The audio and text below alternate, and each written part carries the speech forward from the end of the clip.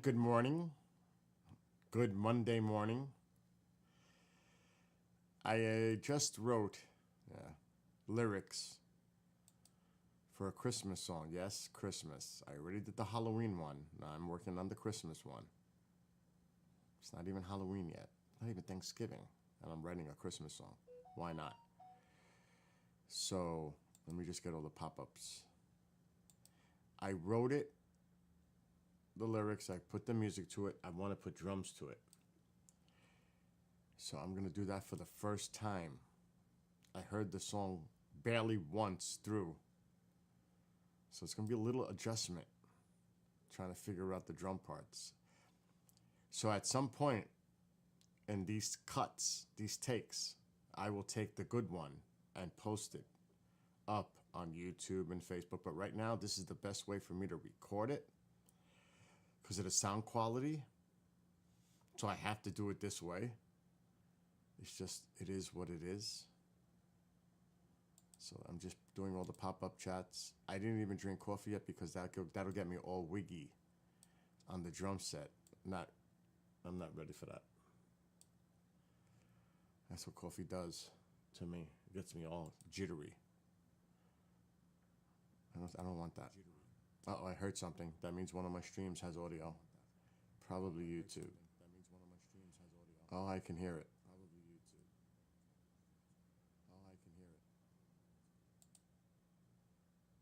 It's actually Twitch, which is bizarre. That's new.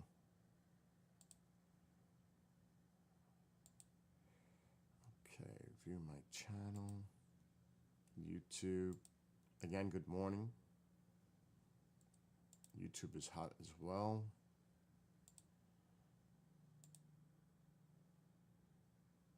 Yes, I wrote the lyrics and they're pretty deep. You have to listen to the lyrics. There's a meaning behind the Christmas song.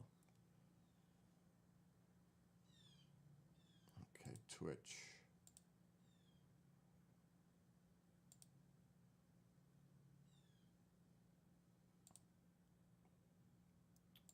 Okay. And finally, Kick. I think. Yes. And good morning on those watching on YouTube and Facebook, if there's anybody even there. All right, now that we got the pop-outs, I got to get the song up and get ready to jump down there. Where's the sticks? We need those, and we're going to have to mute. So it's Holiday of Light is the name of the song. And I just wrote it. Well, not just. It took me a little time this morning. So I got to mute, get on the drum set, and let this get this started. Remember, I have yet to do this on drums, so there's going to be multiple takes. Just so I get it right, because I have not done it yet. So I have to feel out the song. So this could be a couple.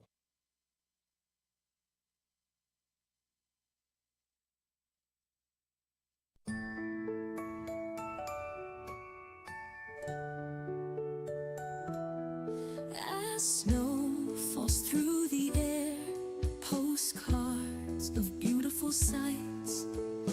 Folks stir on the streets, a snowman stands tall and bright. A sense of peace and joy, smiles of families together. A lasting memory for all, which will last forever. What makes this a special time? People uniting instead of dividing. Is it the holiday cheer?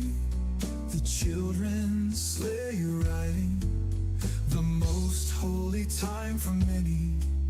No matter how you worship, the gathering of communities.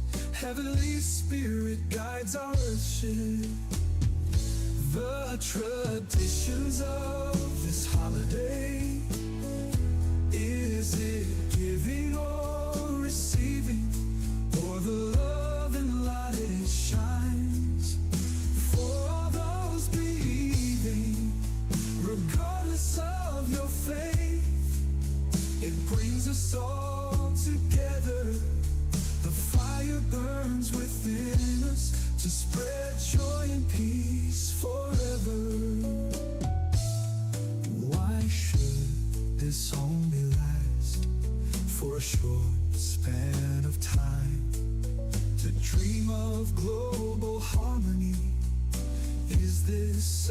such a crime.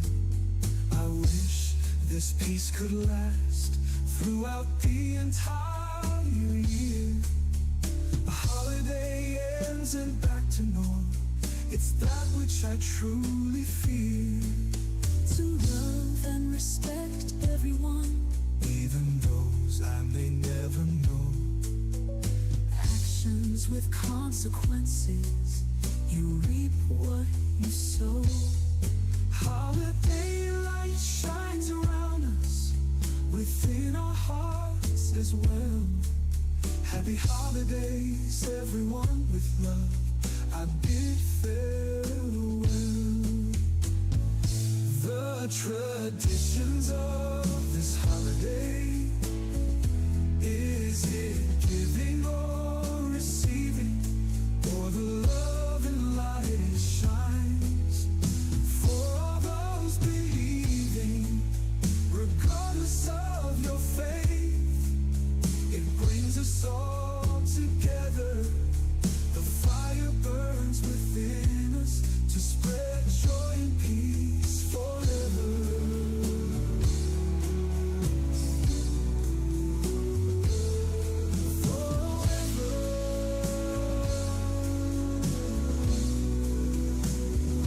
The traditions of this holiday, is it giving or receiving, or the love and light it shines?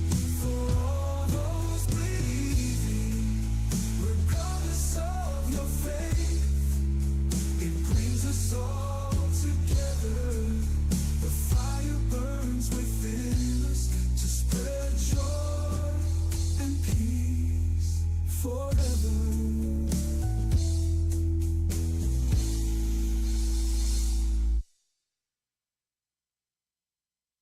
Gotta do it again. See, it's the first time. Gotta learn it.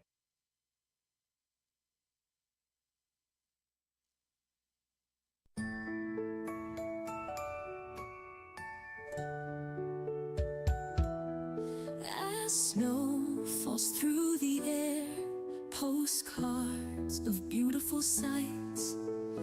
Folks stir on the streets. A snowman stands tall and bright. A sense of peace and joy, smiles of families together. A lasting memory for all, which will last forever. What makes this a special time?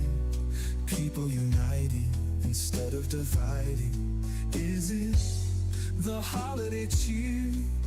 The children sleigh riding? The most holy time for many. No matter how you worship, the gathering of communities. Heavenly Spirit guides our worship.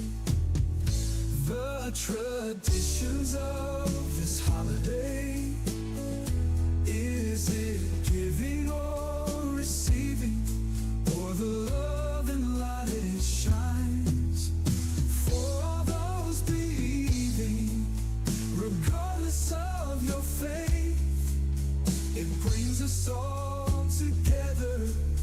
The fire burns within us to spread joy and peace forever. Why should this only last for a short span of time? To dream of global harmony, is this such a crime? I wish this peace could last throughout the entire year. A holiday ends and back to norm. It's that which I truly fear. To love and respect everyone, Even those I may never know. actions with consequences. You reap what you sow. Holiday light shines around us, within our hearts as well. Happy holidays, everyone, with love I bid farewell. The traditions of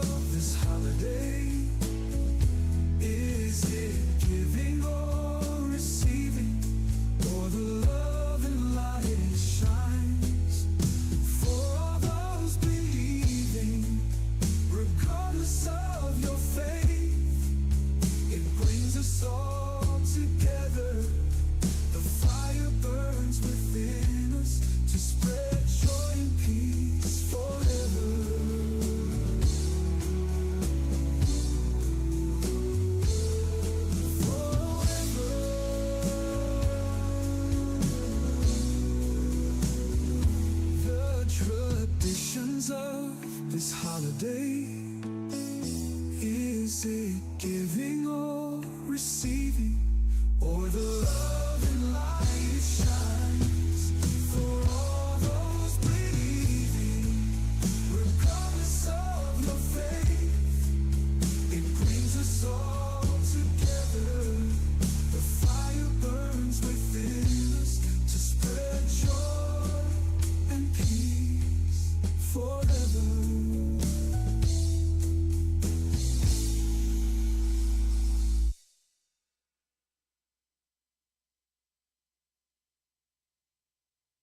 It's a little tough. That's a little tough with the changes. So, like I said, I had just tried that, but I'm just gonna play it now for raw, like how it came out originally without me adding the drums. It's really nice. And the lyrics definitely have meaning, significance. I wrote it purposely to send a message when I wrote it. There's no doubt about that. It's intentional.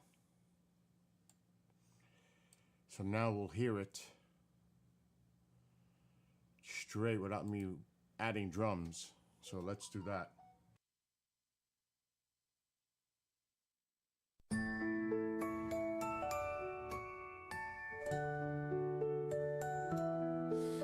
As snow falls through the air, postcards of beautiful sights, folks stir on the streets. A snowman stands tall and bright. A sense of peace and joy, smiles of families together. A lasting memory for all, which will last forever. What makes this a special time? People uniting instead of dividing. Is it the holiday cheer? The children's sleigh riding? The most holy time for many. No matter how you worship, the gathering of communities. Heavenly Spirit guides our worship. The traditions of this holiday, is it giving or receiving? Or the love? We have to start over because I could see the audio was off. That's why my thing isn't high enough here. So now we're gonna start it over. It's called Holiday of Light. Luckily I checked that. I knew something was up when I looked down at the mixer board. So let's do it from the beginning, but I do want to share the lyrics that I wrote on the screen so you can see them for yourselves.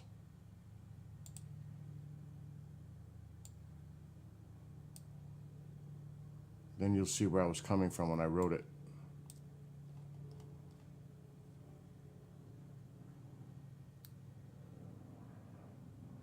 All right, let's do that. Share screen. All right, now I'm gonna mute and play it. Which I truly feel. To love and respect everyone.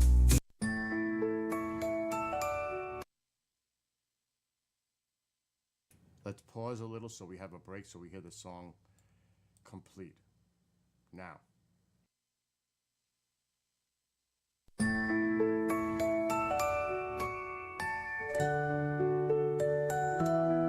As snow falls through the air, postcards of beautiful sights, folks stir on the streets.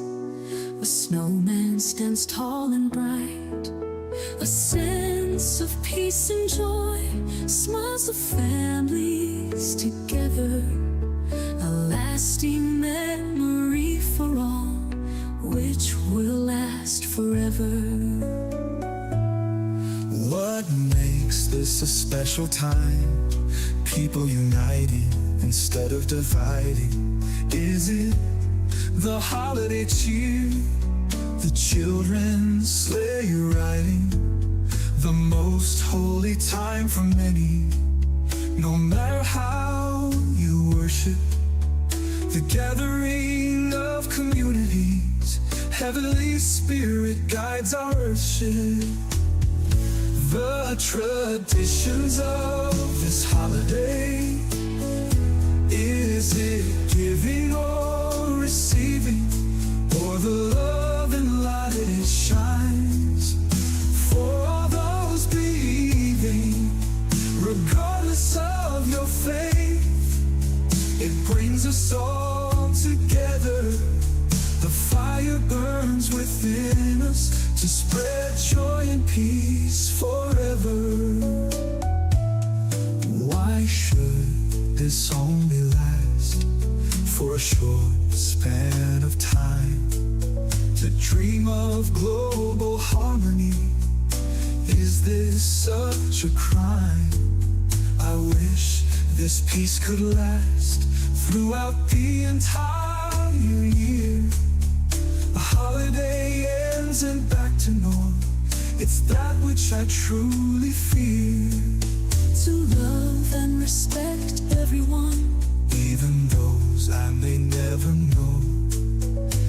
actions with consequences, you reap what you sow.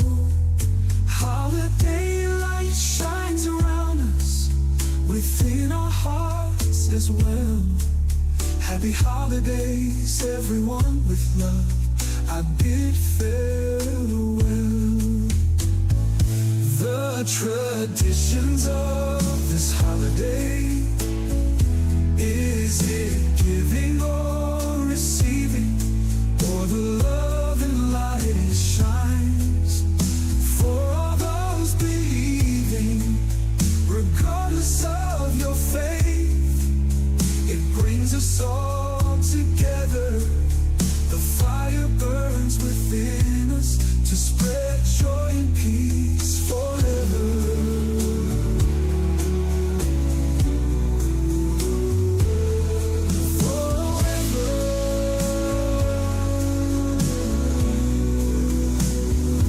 The traditions of this holiday, is it giving or receiving, or the love and light it shines for all those believing? Regardless of your faith, it brings us all together. The fire burns within us to spread joy and peace forever.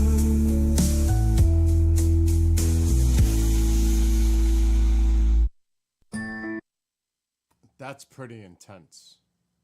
That's not a bad idea, Genghis, putting some sleigh bell sounds in there. That's actually not a bad idea. But that song is pretty intense. When I wrote it, that was, and you can see I don't just stick to one specific genre. When I write my music, I go pick different types. This kind of suited the lyrics and the theme of the holiday. So it's not like I just write songs based for rock or pop. I change. That's why I love music. How about a holiday song from a point of a cosmic visitor? Well, that would be a TBD. To be determined. So we'll see, but I like this. It has a, when you hear it a couple of times, like I have now, it really is a really positive messaging song for the holidays. It really is.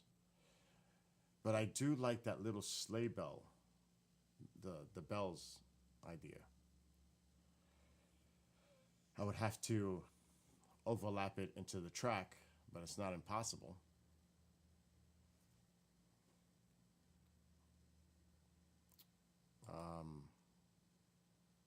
I don't know if there is such a thing where I can just get that sound.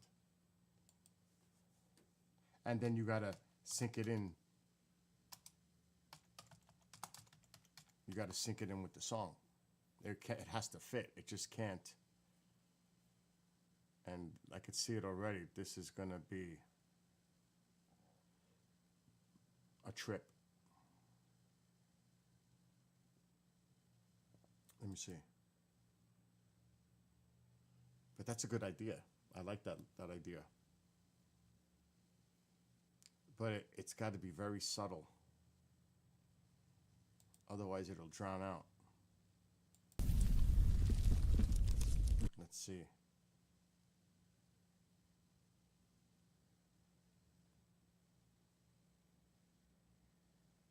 Would it be something?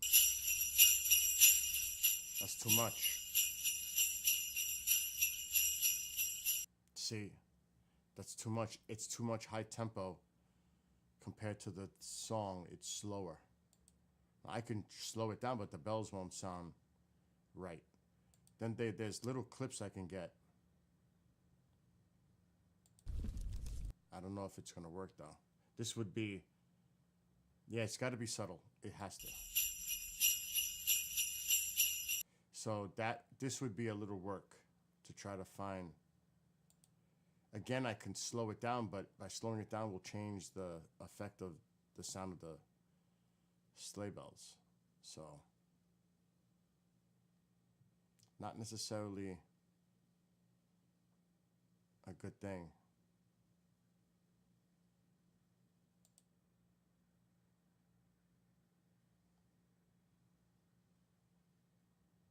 And I would have to record it off this.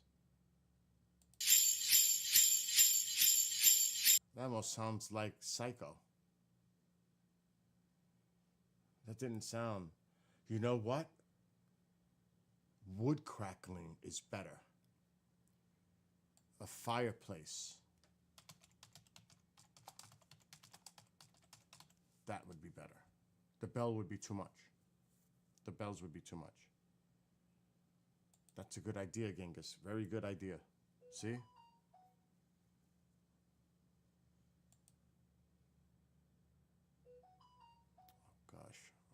Messages on my phone. That's not a bad idea, though. I like that.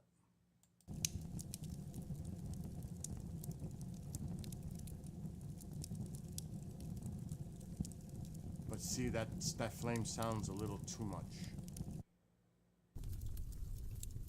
See, that's better. That's better. So now I've got to sit here. That song is 4 minutes long, so now I'm going to mute my mic and record this track. And we'll see what happens. So I've got to shut up and play the audio, record, and record this track. So I'm going to do that now.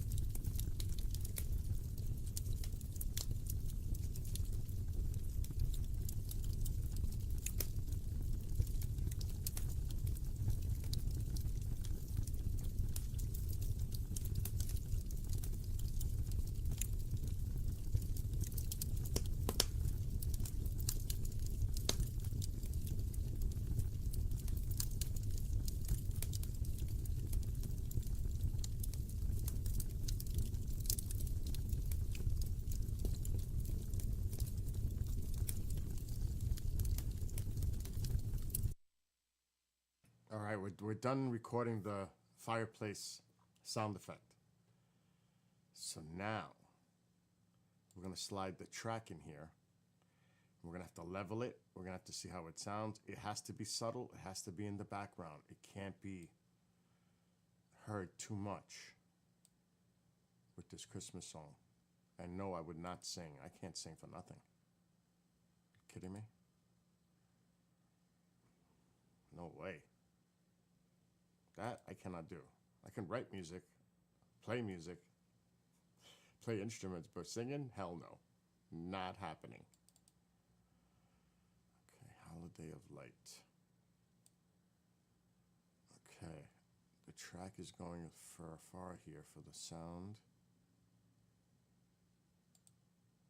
Okay, we're gonna cut that.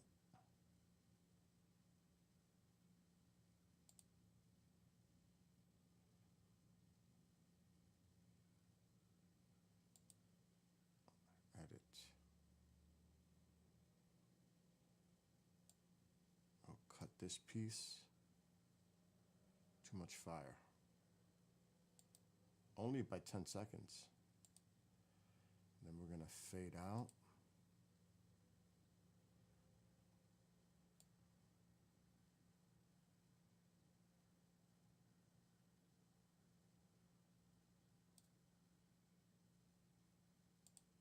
Fade out.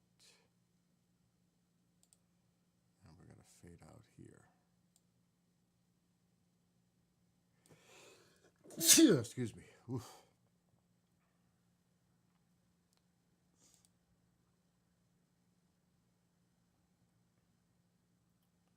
Now we have to hear the track and see how powerful. First of all, let me do this.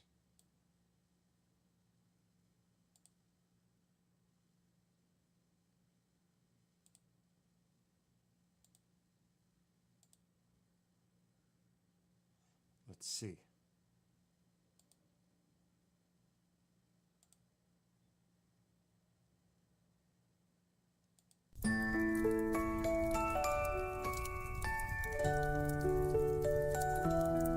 Lower.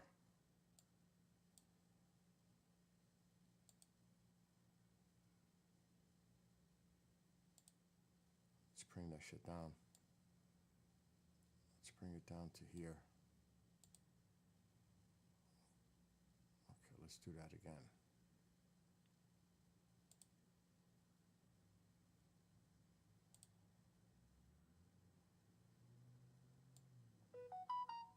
Oh, Christ. Oh, it's barely going to be audible now. Let's see. I'm trying, Genghis.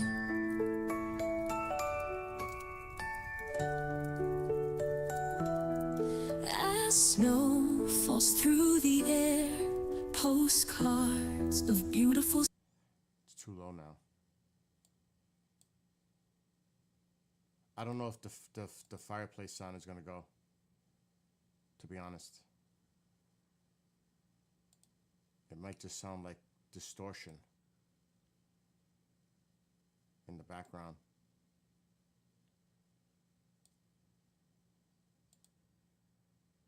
Oh, that didn't increase it too much.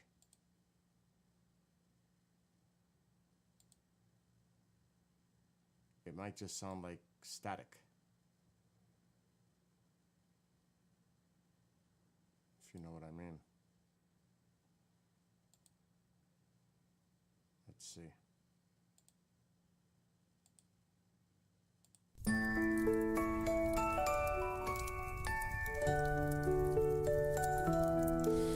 As snow falls through the air, postcards of beautiful sights. Folks stir on the streets. A snowman stands tall and bright. A sense of peace and joy. Smiles of families together. A lasting memory for all, which will last forever. What makes this a special time? People united instead of I don't think the fireplace thing is going to work. the holiday cheer. It's not. It's going to sound like static in the background. What's up, Amy? La la la. I'm just trying to write this song. Well, it's already written, but we just tried to do a sound effect. It's not going to work. The song's going to have to be left alone, just as it is, to be honest. That's the way I see it. I tried, though. It's just gonna, yeah, I wrote the lyrics, Amy, and of course Suno created the music. I'll show it one more time on the screen and mute.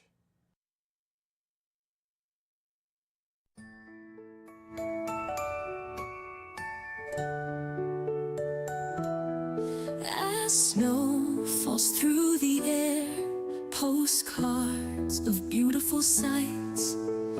Folks stir on the streets. A snowman stands tall and bright. A sense of peace and joy. Smiles of families together.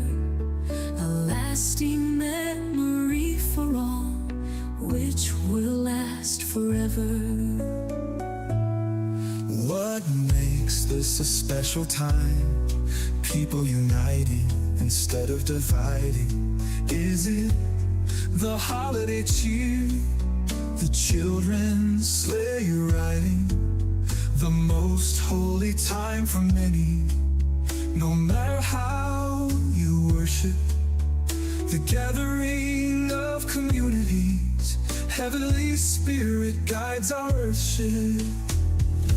The traditions of this holiday, is it giving or receiving, or the love and light it shines for all those believing? Regardless of your faith, it brings us all together. The fire burns within us to spread joy and peace forever. Why should this only last for a short span of time? To dream of global harmony, is this such a crime? I wish this peace could last throughout the entire year. A holiday ends and back to norm. It's that which I truly fear. To love and respect everyone, Even those I may never know. actions with consequences. You reap what you sow. Holiday light shines around us, within our hearts as well. Happy holidays, everyone, with love I bid farewell. The traditions of this holiday, is it giving or receiving, or the love and light it shines for all those believing? Regardless of your faith, it brings us all together. The fire burns within us to spread joy and peace forever.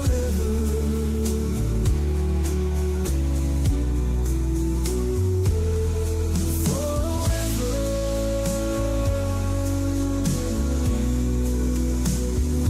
The traditions of this holiday, is it giving or receiving, or the love and light it shines for all those believing? Regardless of your faith, it brings us all together. The fire burns within us to spread joy and peace forever.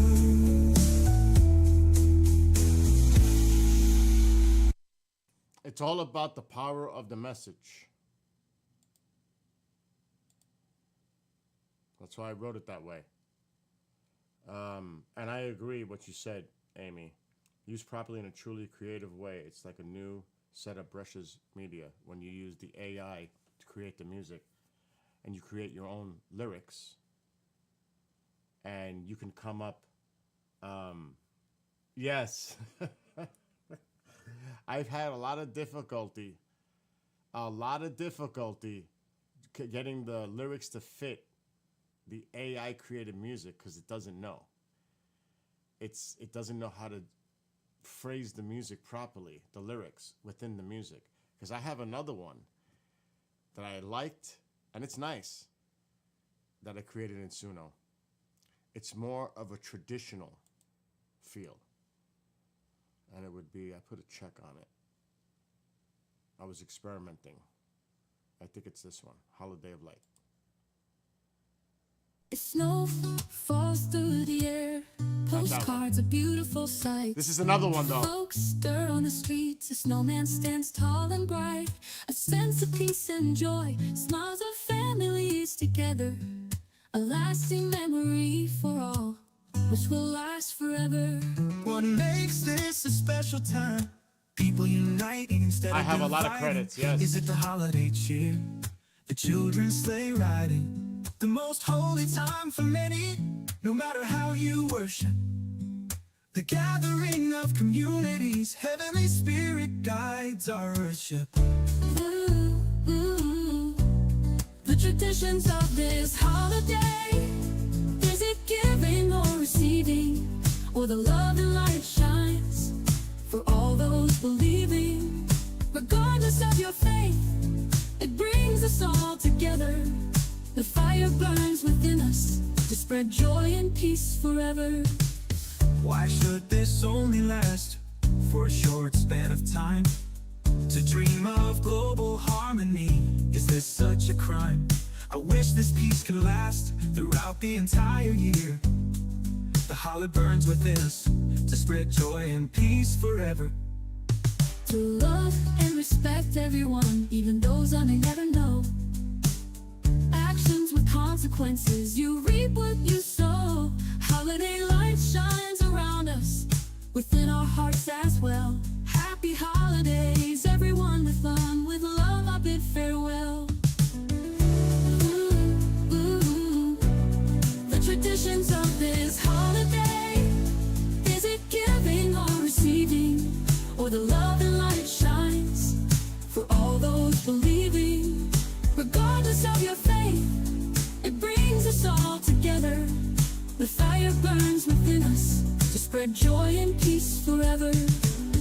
Ooh, ooh, ooh,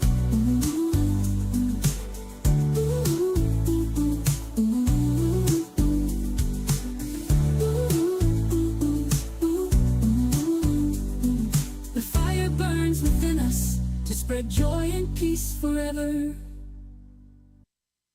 So that's another one. That's another different version, but there's one more. And this is the one that's more traditional, like Christmas music. Because I experiment, because I have a lot of credits, I can do that. So you have a license to remix. There's a lawsuit going on with Suno about how they generated their music, so I'm not touching it right now until that's settled. They're having battles with all the record labels because when they created their generator for the AI, they used other music. So, yes, the AI doesn't get it. Sometimes it cuts the ending short. You're right. But it's challenging. Let's just say. I think this is the traditional one. Listen to the traditional one. Yes, they're legal trouble, so I'm not messing with this, even though I wrote the lyrics. As snow falls through the air, postcards of beautiful sights. Folks stir on the streets, a snowman stands tall and bright. A sense of peace and joy, smiles of families together. A lasting memory for all, which will last forever. What makes this a special time? People uniting instead of dividing. Is it the holiday cheer, the children sleigh riding?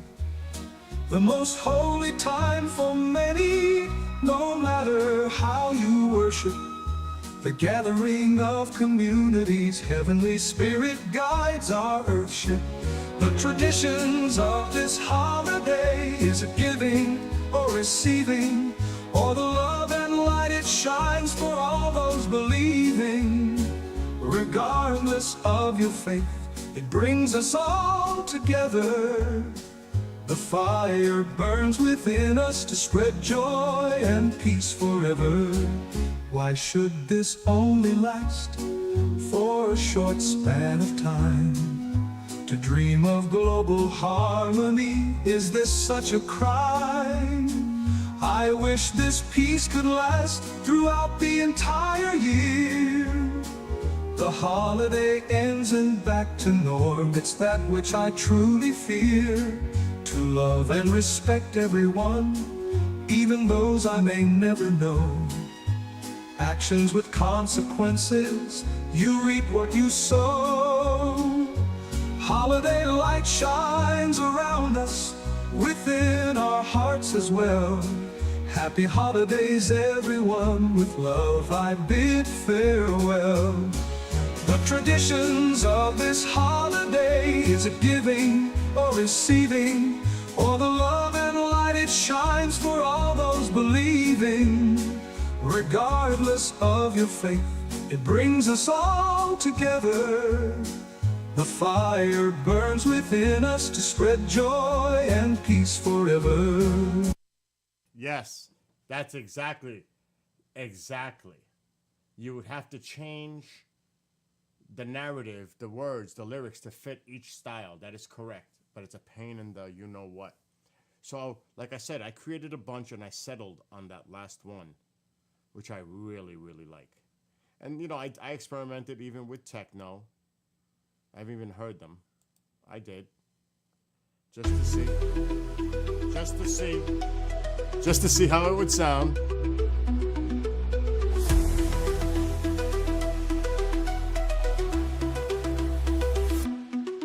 As snow falls through the air, postcards of beautiful sights. Folks stir on the street. See how it doesn't fit?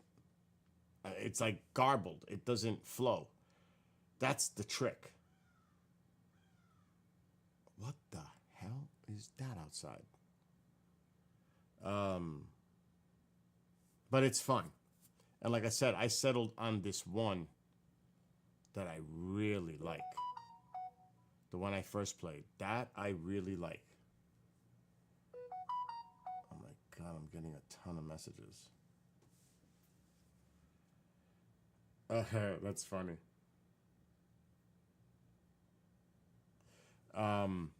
But yeah, this is fun. It's fun to write. It's fun to do. It's, you know, your creativity. And it's yours. I mean, the lyrics are yours. The music's not necessarily, but the lyrics are mine. So why not?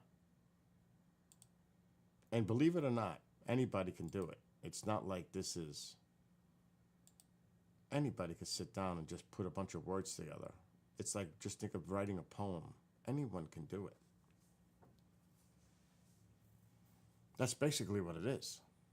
And it doesn't have to rhyme that way either. There's no rule. When you write, there is no rule. You could even repeat lines in a chorus. I've seen a lot of people do that. And the thing is, like Amy said in chat, to me it's about a positive message. Not gloom and doom and negativity. It's too much of that already.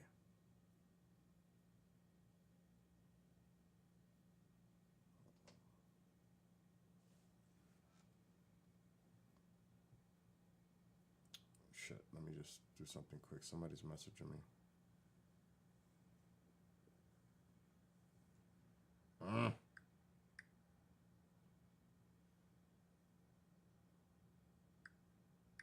Let me just get rid of them. Not like get rid of them.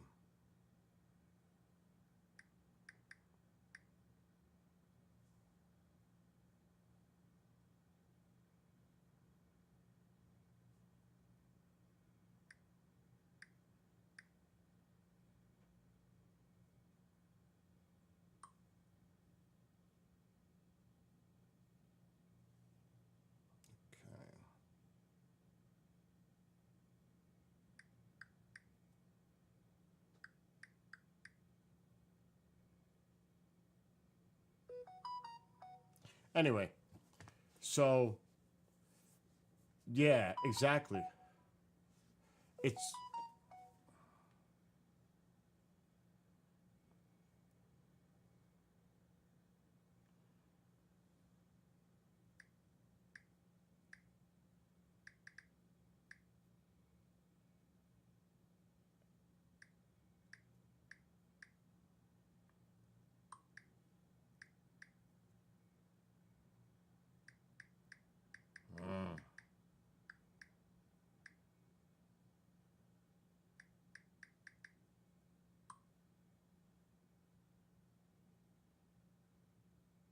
okay. Anyway, so yeah, I'm tired of the gloom and doom, negativity, the end of the world. Like it's like Jesus. Can we have some more uplifting music? You know what I mean? That's just my perspective. So that's why I write like that. And a lot of my songs are written that way. There's a whole bunch of stuff coming in from Telegram in the Middle East.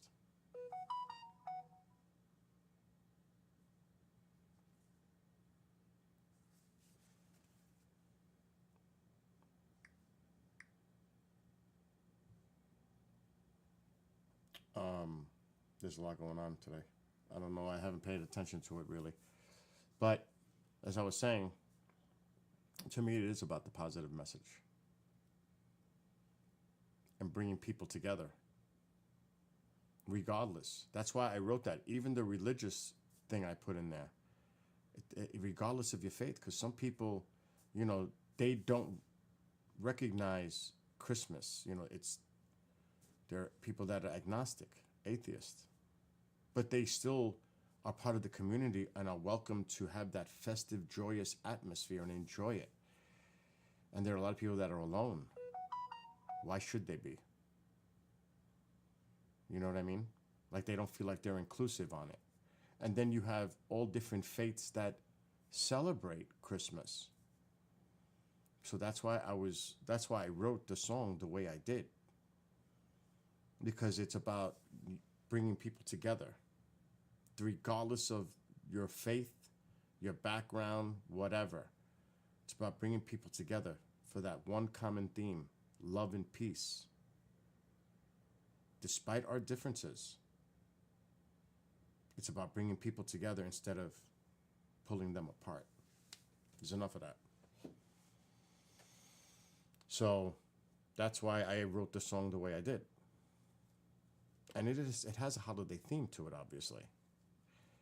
Because you notice when the holidays happen, there's two things that generally happen. A lot of people are happy, you see people shopping and, having a good time out there, sleigh riding, whatever it is. There's a lot of people that suffer from major depression during the holidays. And there, like I said earlier, there are a lot of people who are alone. And that's a sad thing. So, and it's like during the holidays, we have that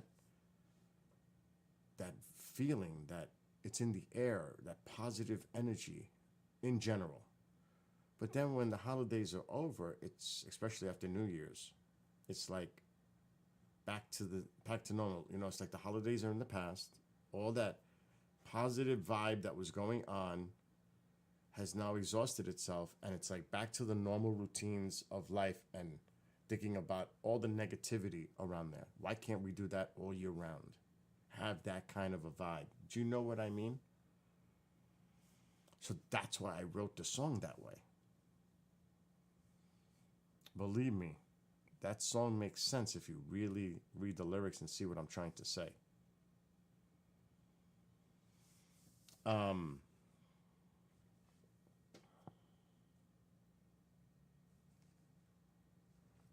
God, there's all kinds of things going on. All right.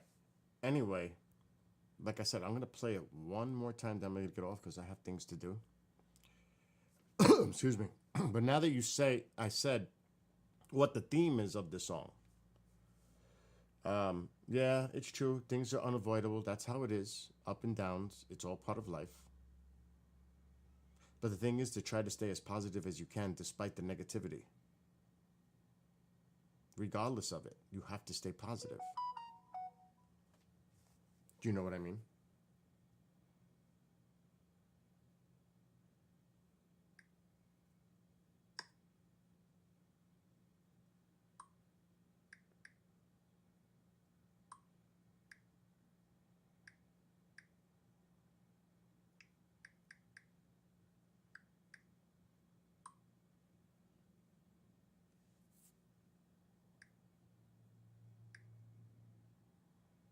Hold on.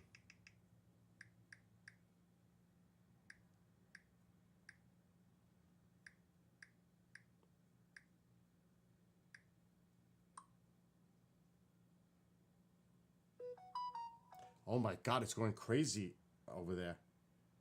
Several. I don't want to even get into the like this stuff because this is going on right now. I'm getting all.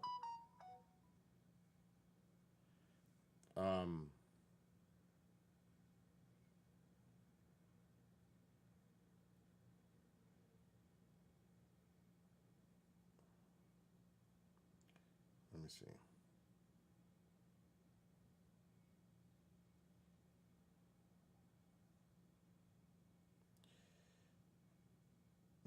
It's just crazy what's going on right now.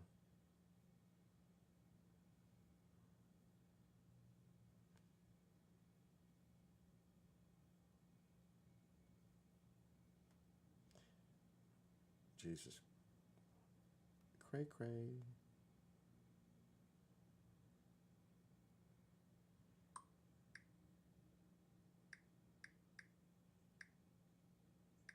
Just give me 1 second.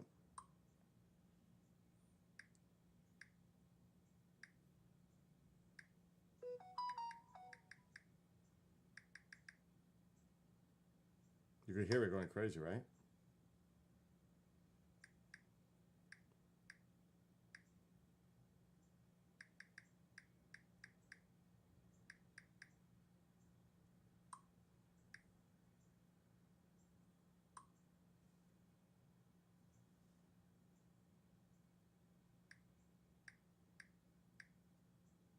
All right. So, like I was saying, look at the lyrics now and understand what I was just saying when I played the song. Then it makes sense. It really does. It makes a lot of sense.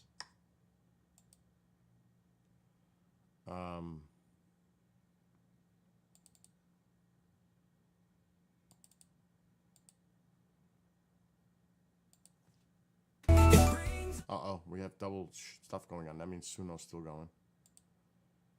Yep. Suno is still going. Okay. The lyrics make so much sense. What the hell is that? Is something else going on? I stopped Suno. Or did I?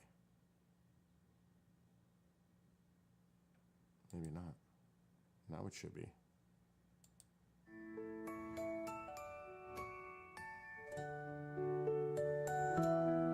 As snow falls through the air, postcards of beautiful sights.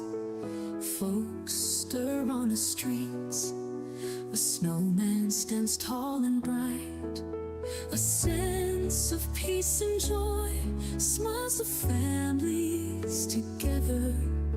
A lasting memory for all, which will last forever.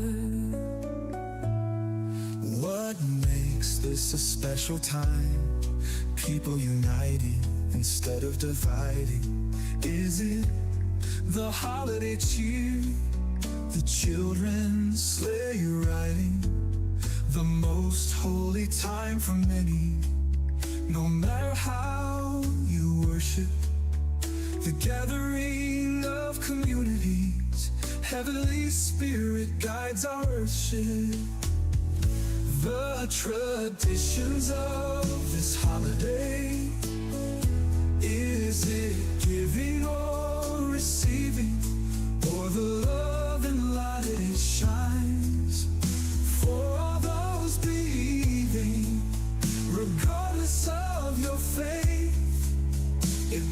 us all together. The fire burns within us to spread joy and peace forever.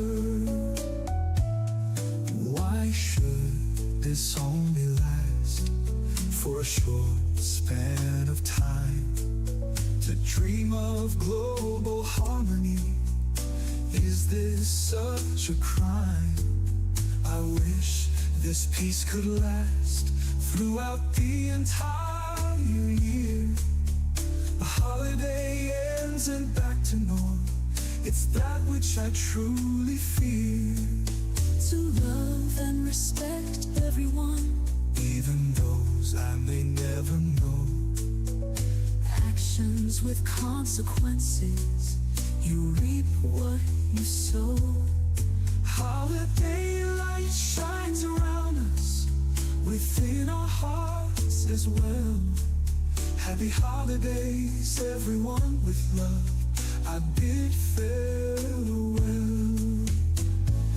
The traditions of this holiday, is it giving or receiving, or the love and light it shines?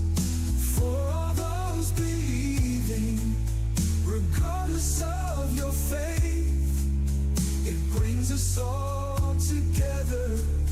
The fire burns within us to spread joy and peace forever.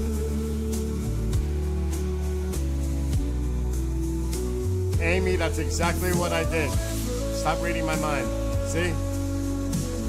It's an MP3, and I did mix it down on Audacity. It's exactly what I did. This holiday, It's exactly what I did. is it giving or receiving, or the love and light it shines? For all those believing, regardless of your faith, it brings us all together. The fire burns within us to spread joy and peace forever. That's exactly what I do, Amy. What you said. Oh, you know your stuff. I download it. I compress it to flatten it down because it is all over the place. And then I play with the levels and mix it down, create the MP3, and voila. It does sound a lot better when you do that than the raw file that it creates MP3. You have to mix it down. That's why I showed you the media player, because that's the MP3 after it was mixed down on Audacity. So exactly what you said is 100% what I do and what your people should do if they're creating their music. So, yes, I learned that curve a while back. Yeah, yes, I got to get more into it. Amy, you got to show me about that because, like I said, I don't have time to mess around with like the fine details using that app. But any tips are helpful. Like they know, some of them know, because like I just wrote that song this morning. I was gonna add drum parts to it, but I don't think it's gonna fit. It's gonna overdo the song, so I'm just gonna keep it the way it is. But like on Facebook, and I couldn't believe it. A lot of people are watching the clip. Last I saw, it was like over 400. So on Facebook, watched my drum thing with the Halloween song. The Halloween song came out good. Let me go to Facebook. And again, I mixed it down, like you said, and then I was playing drums to it. And a lot of traction on TikTok, too. It's pretty cool. Okay, here it is. So let's get rid of the lyrics. I gotta take Mom to the doctor soon. Cardiologist checkup. Oh boy. Why do I have a black screen? physical and otherworldly. This is, I have to say, this is one of my favorites now. And I've written a few songs. Well, I wrote the lyrics to a few songs now, maybe 10. But I don't have time to sit here and, because that takes time. It takes time. And then picking out the proper genre. Just do me a favor, Amy. I'm gonna put, oh shit. If you, I don't know if you want to, but if you have an email that you want to put in chat, and I can email you, and you can give me those details. We can have a conversation, because right now it's hard in a pop-up chat. But any tips? I can't sing for nothing, so that won't happen. What's up, Headband? So this is the Halloween song that I did the other day, Saturday. And it's getting a lot of traction. A lot of traction. I'm going to mute and play it. I added drums to it.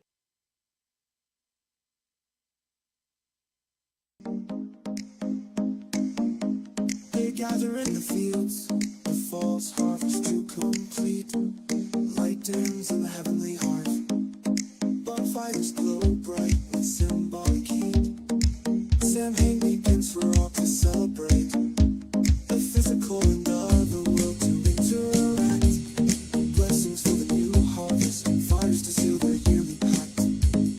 Pumpkins smiling throughout the house, emitting their light in the dark. Spiders bounce on the glittering web. Dogs can be heard as they begin to bark. Shadows in the distance, the source yet clear. The moon shines brightly, howls in the night, I tremble with fear. Candy awaits in the jack-o'-lanterns. Children all dressed in their Halloween guise. Traditional parties blaring Monster Mash. Everyone dressed in their best disguise. Ghouls and zombies walking through the streets. Superheroes but not skipping a beat. All dressed in their costumes, ringing or knocking. It's time for trick or treat. Old house sits at the end of the road. Creaks can be heard from the rusty gate. The door opens as bats depart. The place seems haunted. Should we investigate? We enter slowly using our backlit phones. As we approach the stairs, a voice screams loudly, "Get out and beware!" Candy's all gone, it's eerily quiet. Music plays from the TV. It's time to make popcorn, but what could that be? The movie just started. It's just the Michael Myers theme. Time to relax, enjoy the night. My favorite movie, Halloween. Candy awaits in the jack-o'-lanterns. Children all dressed in their Halloween guise. Traditional parties blaring Monster Mash. Everyone dressed in their best disguise. Ghouls and zombies walking through the streets. Superheroes but not skipping a beat. All dressed in their costumes, ringing or knocking. It's time for trick or treat.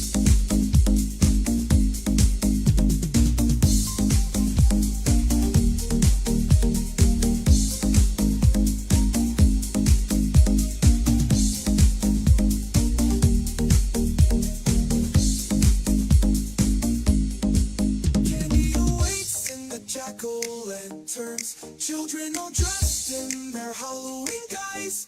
Traditional parties blaring Monster Mash. Everyone dressed in their best disguise. Ghouls and zombies walking through the streets. Superheroes but not skipping a beat. All dressed in their costumes, ringing or knocking. It's time for trick or treat.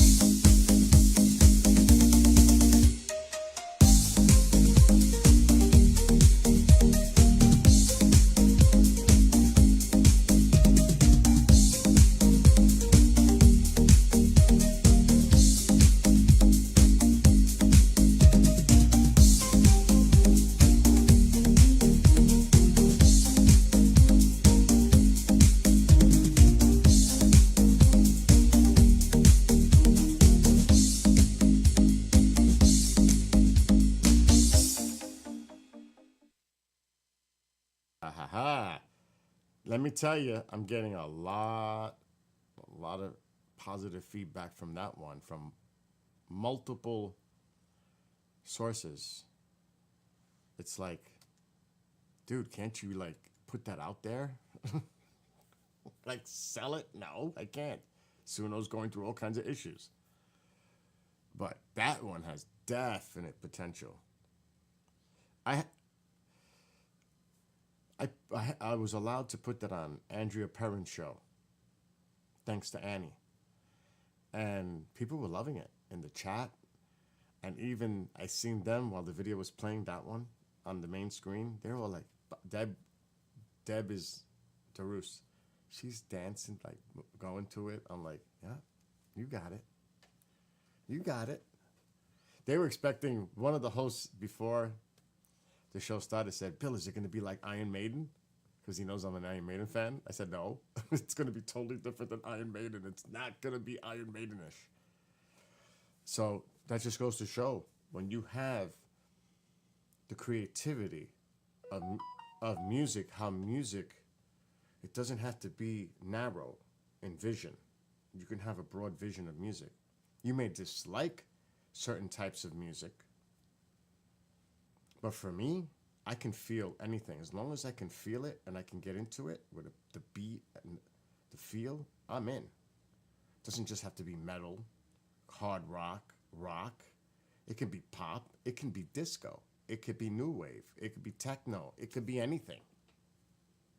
If I feel it, I'm in. It's that simple. And, you know, when you see some of these professional musicians, they're studio musicians. They can play anything. Give them a song. They read it. Boom. They play it. So, see, now he brought up Rush. And it's definitely not Neil Peart lyrics either. Even though, if anybody inspires me for a person who writes, it's Neil. I love his writing style. I've always loved Rush lyrics. Rest in peace, Neil Peart. Genius writing in his songs. Even, oh my gosh, don't get me started with Rush. Love it. So yes, in some cases, lyrics are impactful for me. But I'm more about the music, but in Rush's case, it is about the lyrics. And the music. But the lyrics are great too. But yeah, thanks to Annie for allowing me to do that the other night. But it's like, I don't even know if I've ever done it. Not on video. I could try.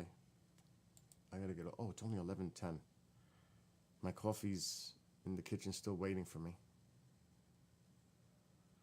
All right, let's see, where would this be? I'm gonna get down there again. This one, probably no one's ever, oh no, it's not in this folder. It's in E, music. Now it's gonna take forever to open. True, it could be, but it's, a musician would definitely, it would be challenging to transcribe the music. But I'm gonna tell you this right now. The Suno for musicians can give them a lot of ideas musically. Not use it exactly, but say, that's a catchy riff. I can build on that. So yes, Suno can be really great as a creative tool for a creator. Not use it exactly, because everything that's going on. But then again, you know, I wouldn't want it exact, but I would change it up a little. You know what I'm saying? But it would be a great thing for music, for musicians. Even, it doesn't matter who you are, anyone can do it. Anyone can do it. There's no limitations. I mean, really. What the hell was that? Oh, that's shut off. I want to see if I got this. This could be the regular version, I'm not sure.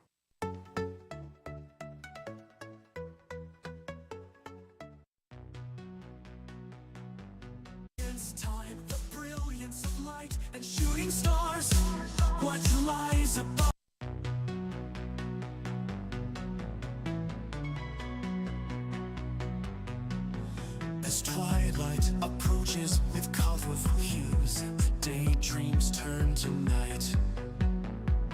Twinkling appears slowly above the hints of the heavenly light. With each passing moment, wonders are born, like years traveled, determining that date. A look through a time machine, how long before we know their fate? The wonders and dreams race against time.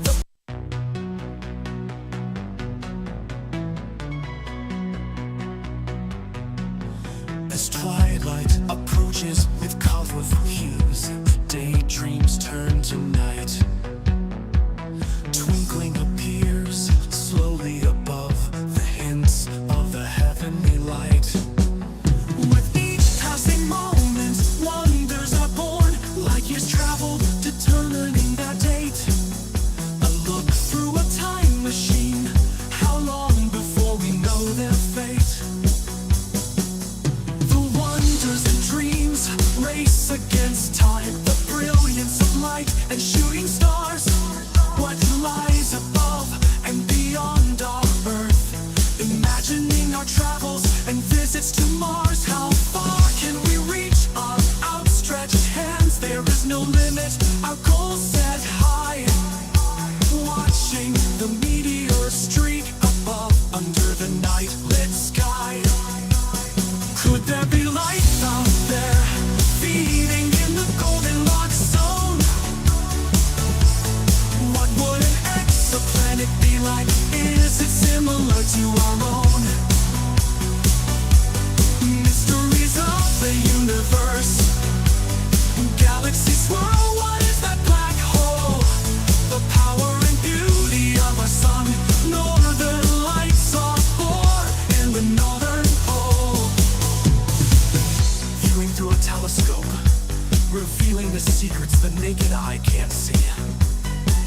What is that beautiful planet? Which planet is that? What could that be? Pulling all the charts like a captain at sea, heart pounding within my chest. A new frontier to be explored, humanity's destiny to begin its quest. Rockets launched upward with a fiery roar, risks and danger lie in its course, overcoming all challenges, atmosphere pierced with all its force. Is that a SpaceX rocket or satellite? Feelings of excitement and joy, lying back and gazing at this beautiful sight, the night lit sky for all to enjoy.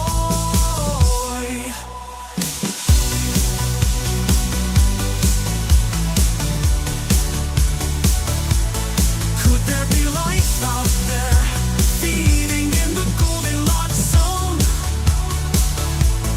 What would an exoplanet be like? Is it similar to our own? Mysteries of the universe, galaxies swirl, what is that black hole? The power and beauty of our sun, northern lights are born in the northern pole.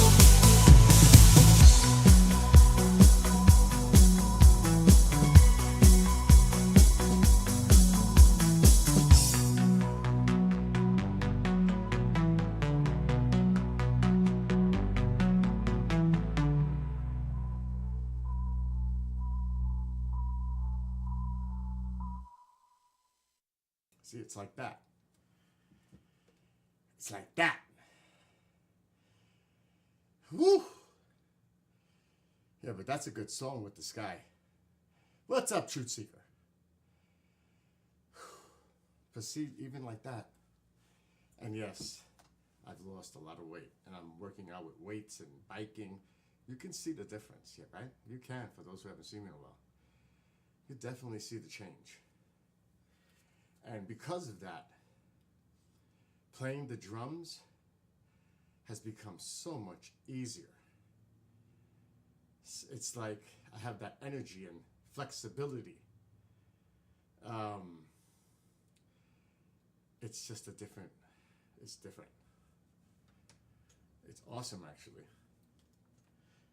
I mean, 1 year ago, I was 236 pounds. That is sick. A year later, I'm 177 and still going down. The goal by spring is 150. 150 is my goal.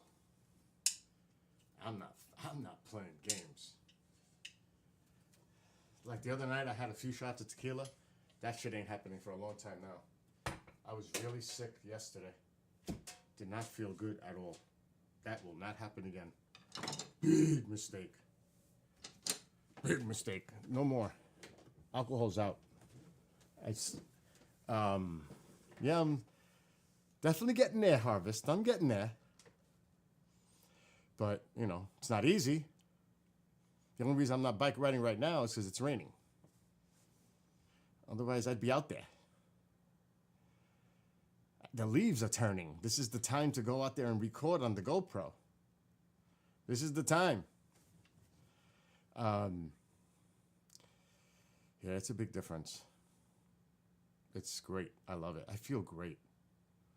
I really do. I haven't felt this good in years. For real. When I was like, I mean, do you see like this? That's when it went down. My face was round. It was round. My fingers, they were swollen. They weren't like this. They were swollen. Of course, the body was swollen. But it was bad. It was scary bad. So, yeah. But anyway, so that's just like messing around with that song. We're on Facebook and we're on YouTube, so I can't play like legit songs on the drums. You know, like regular Zeppelin or stuff like that, even Rush. What's going on? Europa Clipper. What's going on? I haven't heard about that. Tell me more, Headband. What's up with that? What's the weather for tomorrow? Hold on. Tomorrow, I don't have a pre-record during the day. I have one at night. Hold on. There will be intermittent clouds, with a high of 54 degrees Fahrenheit and a low of 39 degrees. Oh my God. Bundle up, Buttercup, as Earl Grey would say. Oh, not bundle up part, though. Buckle up, Buttercup. Well, bundle up, Buttercup. It's going to be cold tomorrow riding a bike. The high 54? That means if I go out in the morning, it's going to be like 40. That's kind of cold. All right, I don't know if, I'm sharing the screen. I can't show copyrighted channels. They're getting really strict with that. Oh, okay. When is this launch? NASA's Europa Clipper launch. When is this launching? NASA said to launch the Europa Clipper spacecraft to explore Europa. Finally, we're going to Europa. Finally, in the oceans. This is a big mission. At 12:06 p.m.? Oh, wow. Wow. It's about time. It is about time that we're sending us something up to Europa. The only problem is it's an ocean moon orbiting, we know that, to explore Europa. What exactly is it going to do? Is it just going to land on the ice? Or try to send something? That ice sheet is so thick. So what exactly is this Europa Clipper doing? Do you know? I'm going to have to look. Because as Mark D'Antonio and many believe, theorize, there is life somewhere on Europa, in those oceans, near the thermal vents. There is a good likelihood that, I'm not saying, well, I can't even say a life form without intelligence, because even if it's a simple creature, it might have a sense of intelligence. Like would you say a whale does not have intelligence? It's a mammal, yes, but you know what I mean? So it has definite intelligence. So what's to say something on Europa doesn't? I gotta look this mission up.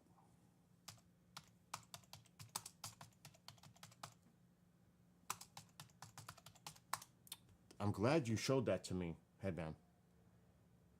Meet Europa Clipper mission. So it's at 12:06 Eastern, supposed the launch. It has 9 science instruments. Oh, this is a NASA thing, so maybe we can share this on the screen. It is public service, NASA. I'm going to try.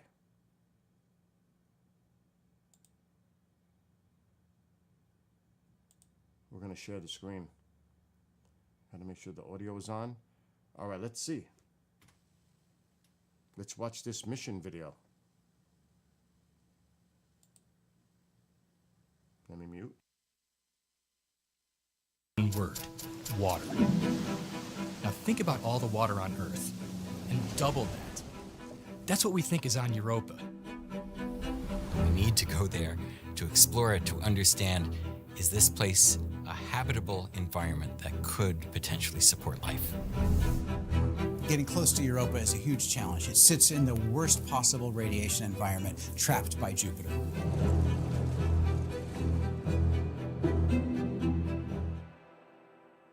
Europa is a moon of Jupiter, about the size of Earth's moon, which has an icy surface that probably hides a subsurface ocean. Scientists think Europa has the key ingredients to support life as we know it. Number 1, water. Number 2, energy. And 3, essential chemical building blocks. For the first time ever, we're sending a spacecraft completely dedicated to studying this moon. The 3 main things that we're going to explore at Europa are the ice and the ocean and understand that intersection between the two, study the chemical composition of the moon, as well as the geology and whether it's active currently. Europa Clipper is not specifically a life search mission. We're going to understand the potential habitability of Europa. The spacecraft has 9 instruments and a gravity science investigation. 5 of the instruments are called remote sensing instruments because they measure light reflected off Europa, like a camera or a spectrometer. The other 4 instruments are measuring the environment around them, like sniffing gases or dust. Europa Clipper is the largest spacecraft NASA has ever built for a planetary mission. It weighs 13,000 pounds, 6.5 tons. That's like the size of a huge African elephant. And the solar arrays are massive. If you put the solar arrays at the toes of the Statue of Liberty, the other end of the arrays would come up to the Statue of Liberty's crown. So not only are they big, these things are technological marvels. They are being bathed in radiation all the time, and they have to survive the entire mission like that. Jupiter's radiation environment is intense, and Europa sits in the worst part of that environment. Jupiter acts like a giant particle accelerator. There are charged particles trapped in Jupiter's magnetosphere that rotate with it. And these particles slam against Europa and will slam into our spacecraft as well. We protect the spacecraft in 2 ways. Number 1, we try to minimize the amount of time we spend in there, which is why we are orbiting Jupiter and just flying by Europa. The second way we protect against the radiation is by having an electronics vault that we put our computer and some of the other sensitive electronics inside, which is made of about 1/3 of an inch of aluminum. With each flyby of Europa, the outside surface of the spacecraft sees the equivalent of 1 million chest X-rays, just as we're flying by. It's a pretty long trip to get to Jupiter from Earth, but not that bad from a planetary standpoint. From launch to the time we get to Jupiter is about 5.5 years. And along the way, we have a flyby of Mars and then another flyby of Earth to get gravity assists to slingshot the spacecraft out to Jupiter. I hope for the future explorers who are watching this at home that they take away from this that humanity, when we come together, can achieve really cool things. This mission has been a long time coming, and we're so excited about what we're going to see when we get there. We are in a golden age of robotic spaceflight exploration. How could you not be excited about something as monumental as this? I am most excited about the potential to unlock the secrets of Europa, the potential to really understand this crazy world that exists and has likely existed in this condition for 4 billion years.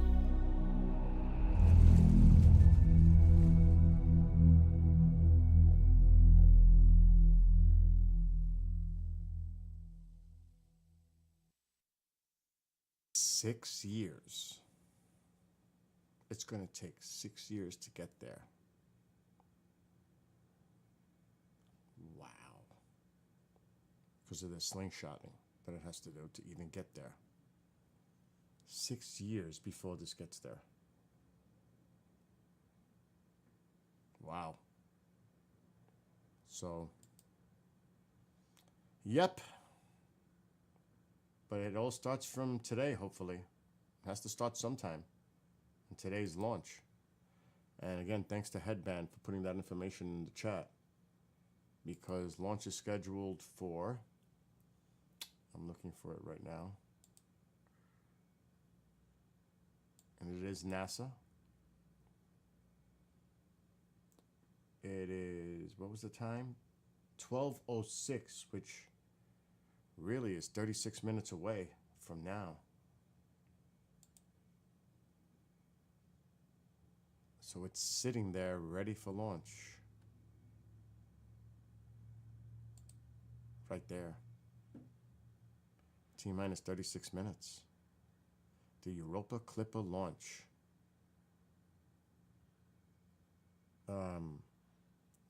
Yeah, I'm excited for this. I just hope I'm still alive to see this happen. Have a really advanced suite of instruments that are going to So help us this is going to be, answer all these. and this is NASA. We can share it. It's NASA. It's a public service channel. It's for everyone to see. So we're gonna stay on. We're gonna see this launch. Definite. Why not? But I need to grab some coffee, so I'm gonna put their audio on, and maybe I'm gonna get my camera up on the bottom. Let's size that up.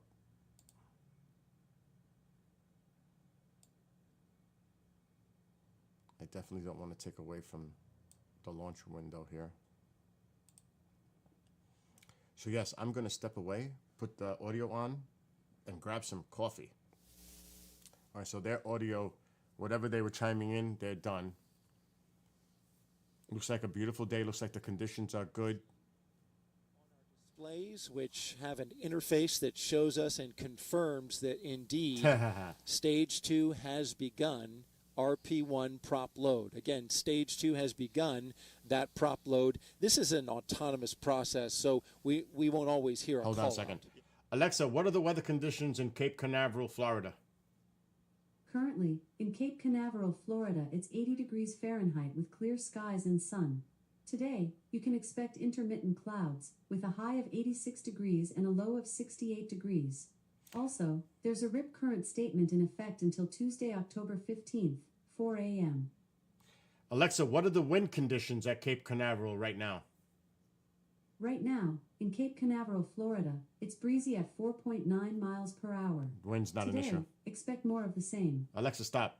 That's good. So the winds and the weather. Together for its necessary Right now, cooling. in Cape Alexa, Canaveral, stop. Europa Clipper spacecraft has some very tight requirements when it comes to cooling and to All right, I'm going to get purity coffee. of the air in there. It has to have high-grade nitrogen flowed in there, and they built something called an octonozzle, which is literally, I'm going to make it with my hands, 3 nozzles that are pushing air onto the radiators of the spacecraft. Yeah, the team has to meet planetary protection requirements. As you mentioned, Europa Clipper has some strict requirements for the environmental control system within the fairing. And so this is just one of those things that SpaceX came up with to be able to get the ECS and GN2 flowing in the fairing around Europa Clipper to maintain all those requirements. Ingenious thing that they've done to make sure they can keep Europa Clipper within limits. Europa Clipper sitting at the top of this Falcon Heavy rocket, and indeed, the spacecraft team has also been getting and configuring this spacecraft to get it ready for launch. Yeah, team's been working great. We've been listening to the spacecraft team configure Europa Clipper, getting things ready to go. Later in the count, we'll hear them go on internal power. So continuing to follow their procedures and work all they need to do to make sure Europa is ready for launch at 12:06 p.m. today. All right, and we're waiting that T0 at T-minus 32 minutes and counting. We'll send it back to Megan and Jenny. Great news that fueling continues to go well on the rocket. As for the spacecraft, let's get back to Raquel for another check. Megan, Mission Control has been conducting readiness polls, team-wide check-ins before launch to confirm everything is good to go. The activity lead is making sure the launch-specific software is ready to run, and after liftoff, she'll be monitoring it to ensure everything on board is working as expected. While Mission Control takes care of those final details, let's take a closer look at why Europa is the focus of this mission. Earlier, I spoke with Europa Clipper Deputy Project Scientist Bonnie Barati, who gives us a glimpse of what's beneath the moon's icy crust. Bonnie, we are here with a model of Europa that shows us the layers that we can see underneath its crust. First off, before we get to it, can you tell us about the characteristics of the moon? Europa is one of the large icy moons of Jupiter. There are 4. They were discovered by Galileo in 1610. And it's a little bit smaller than our own moon, but unlike our moon, it has a lot of water, about twice as much as the Earth does. If you were approaching Europa from afar, you would know immediately it's really an odd object, unlike any other in the solar system. Let's just start with the surface. I see all these ridges and crusts and grooves. Like, what is it about this geology that makes it different? Well, there are hardly any craters on this unusual surface. We see a lot of evidence for cracking and active geology, so we think it's either active now or was active in the recent past. Once we get past this surface, we see this layer of ice. Can you tell me more about this ice and how much of the moon it covers? Well, it covers the entire body, and the ocean is global.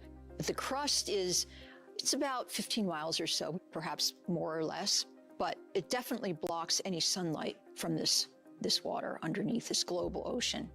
What other key ingredients are there for life that might be on Europa? The other 2 necessities for life are chemicals, some type of food for any organisms, and also a source of energy. We can't use the sun because we're underneath that ice crust. And you think that energy is coming from that rocky 3rd layer below? Yes, there is a rocky mantle to Europa, and it is in contact with this ocean. And we believe there are some unusual features down here that are caused by Jupiter. Jupiter is huge. You can fit 1,000 Earths inside of it. And on top of that, the orbit of Europa is not quite circular. So when it gets close to Jupiter, it gets kind of squashed. And then when it gets further away, it releases this mechanical energy into thermal energy.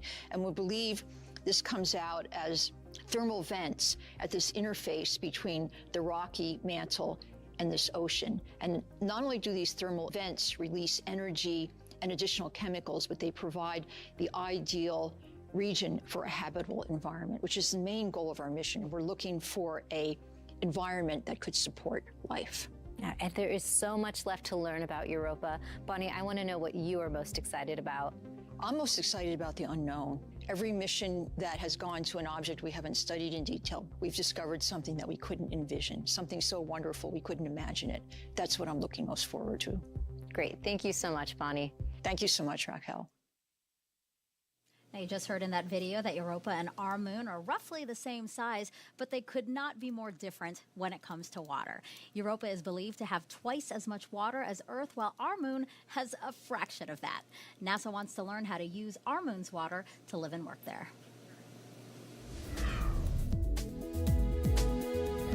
The Europa Clipper mission will explore whether there's an ocean beneath Europa's icy crust. If it finds one, along with energy and organic molecules, then there would be the right ingredients for life. NASA has long been on a quest to find life beyond Earth to better understand how we came to be.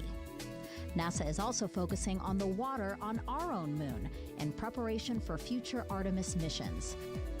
Artemis will mark the first time astronauts return to the lunar surface in over 50 years to eventually send people to Mars. Water plays a key role in this plan. If NASA can figure out how to harvest and use the moon's water, astronauts could drink it, turn it into breathable air, or even use it for rocket fuel. Scientists think the moon's poles might have tons of ice, while the sunlit areas have a lot less water, about 100 times less than the Sahara Desert. Artemis II will be NASA's first crewed mission under the campaign and will pave the way for the first woman, first person of color, and first international partner astronaut to land on the lunar surface. That's your Artemis Moon Minute. You know, Jenny, it's just incredible to see all that NASA is trying to accomplish across our solar system. It really is amazing, and all of these different missions and all the things that NASA is trying to do, they really play into each other. Everything that we learn about the moon is going to help us understand things about our solar system, and it all just kind of feeds into each other. Yeah. It's awesome. And actually, to hear more about some of our agency's goals, let's head back to Tony with her next guests. Thanks, Megan. Joining me is NASA Associated. Genghis, are you still there? If you're not, it's all good. I know he's got to go to work probably. I'm drinking the vanilla cone ice cream coffee. Oh, it's good. The Louisiana Coffee Community. What is it? Vanilla cone ice cream flavored coffee. Oh, this is outrageous. And we're going to mute them for now. We still have 25 minutes. But Iron Maiden is in 3 weeks, the concert. And I'm a fan club member, so I ordered the merchandise ahead of time. And it arrived, thank God, in time for the concert. So I'm about to see it for the first time.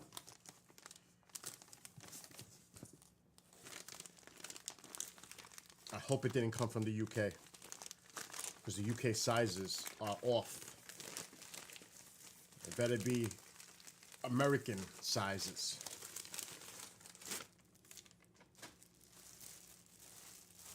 So this is the current tour shirt. This will be my number 20 for Iron Maiden. 20. Next year will be 21, and it could be the last tour, Run for Your Lives tour. Could be the end of Iron Maiden. Next year. I bought an extra large, even though I lost so much weight, I'm a large now. I'm not an extra large anymore. But this stuff shrinks. Oh, let's look at this. I need to look at it first. Okay, it's the album cover. Actually, it's got caught somewhere in time too. And it's got the tour dates in the back. And this is the front. Senjutsu, whatever the heck the name of the album was with. So it's got the tour dates on the back, which my tour date is on it. So that's good. It's cheaper as a fan club member to order it than go to the arenas and pay for it. Oh my God, it's insane. The prices. Shit is expensive. Yeah, I'll fit into it nice. But now, will I fit the jersey? I mean, not the jersey, the sweatshirt. The hoodie's in here. It cost me $100 for this hoodie. The tour, I have the last tour, I have that hoodie collection too, and the cap. And there should be the cap and the hoodie for this one in here. Now, I always like to have the two-tone baseball jerseys. They come 3/4 sleeve. You know those ones? I have that. I hardly wear it.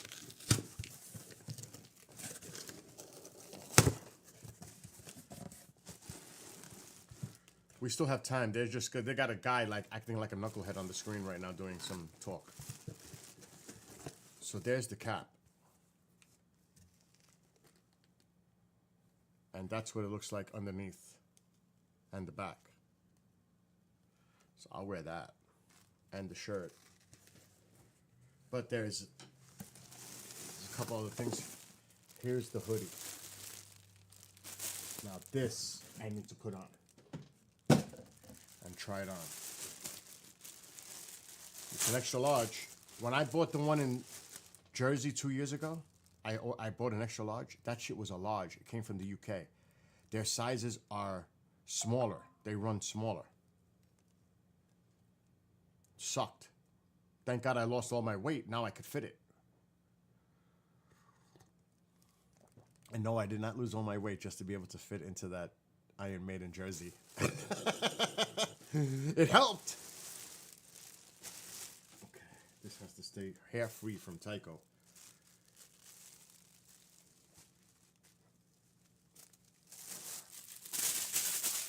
It's going right back in that bag, and it's going right back in the box with this stuff.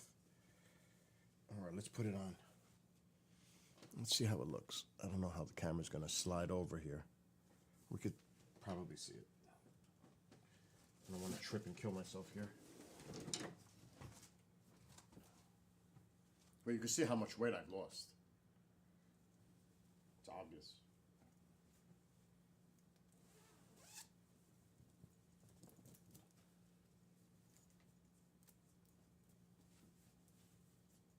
It's expensive. But it's considered a collectible, so they charge a lot. Uh-oh. That's an uh-oh. Okay. Oh, it fits. Thank God. So, it's got the same thing like the cover. The other one is nicer. It's got some like stuff on the side, badges, Iron Maiden, Future Past tour thing. I like the other one better. I like the other one better that I have. It's a better jacket, better hoodie. But it fits. I like the other one better. Oh yeah, it fits perfectly. Comfy. Oh, this is comfortable. Oh shit, the back. I didn't see that. The back. So it fits perfect. Now, imagine if I would have gotten a large. I'd be in trouble. It's the Future Past tour. That's cool. So we're set. It's 3 weeks from now. So the merchandise got here just in time, so I could wear it for the tour.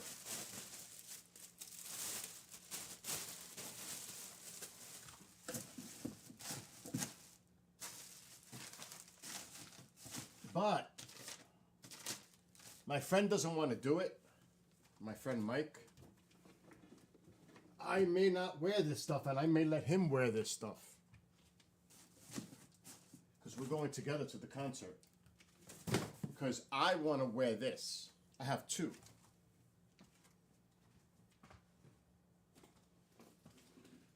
Oh. I'm not going to wear the hockey jersey, this one. I made this. I customized this. I made this like online. It's a hockey jersey. See?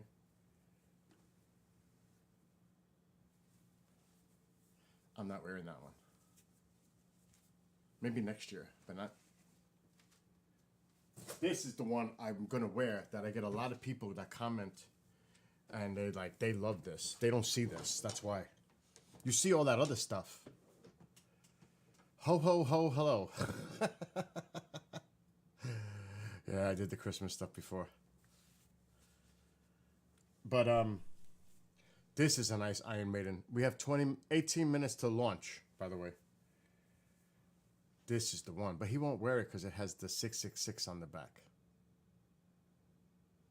It's a freaking Iron Maiden concert shirt. You're not going to church with it. Is it? That's crazy, headband.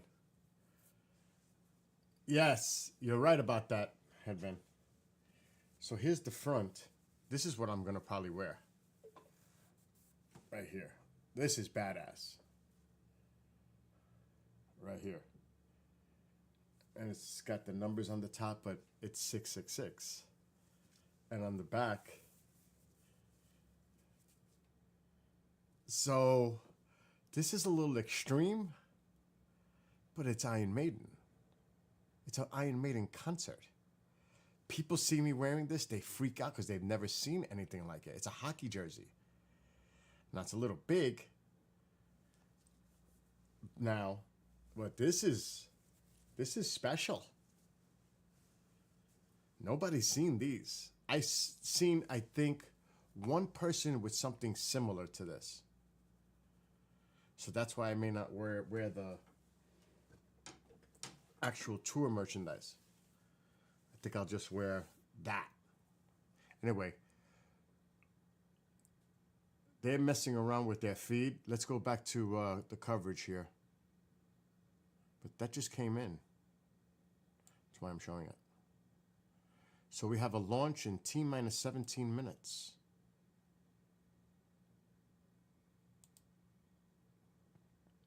Pretty cool. Let's see if we have audio. Not right now. Once we have audio, I'll mute and we'll just tune in to their coverage. NASA.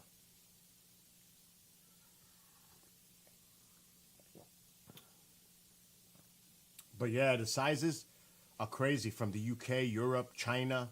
It's a mess. It really is a mess. You have to be really careful. And the quality is always in question too. You wash it once, it shrinks half the size. That's also an issue, and it fades. There are mysteries below our sky.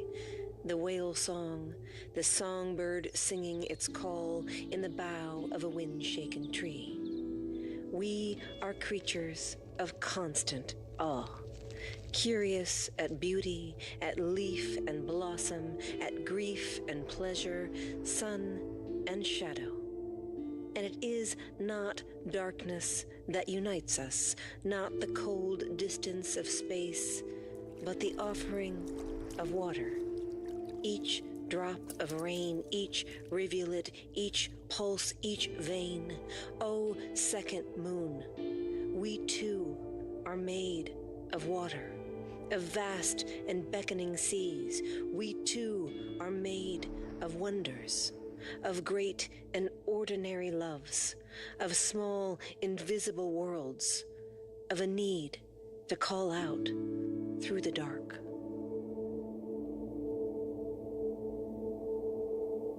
I could have wrote something better than that. Oh my God. Excuse me. We had a little bit of technical difficulties there. The package paused a little bit, but I still think that you could really feel how powerful that piece is. And now we're so lucky to have Ada Lavone here with us. Thank you so much for being here. That was so moving. I was getting goosebumps. Oh, thank you so much. It's such an honor to be here. Such a thrill. I want to ask you, what made you want to write about Europa, and how did you find, I mean, truly the perfect words for that piece? Oh, thank you. I think for me it was so incredible to be invited to write this poem. And when I was struggling... Just think.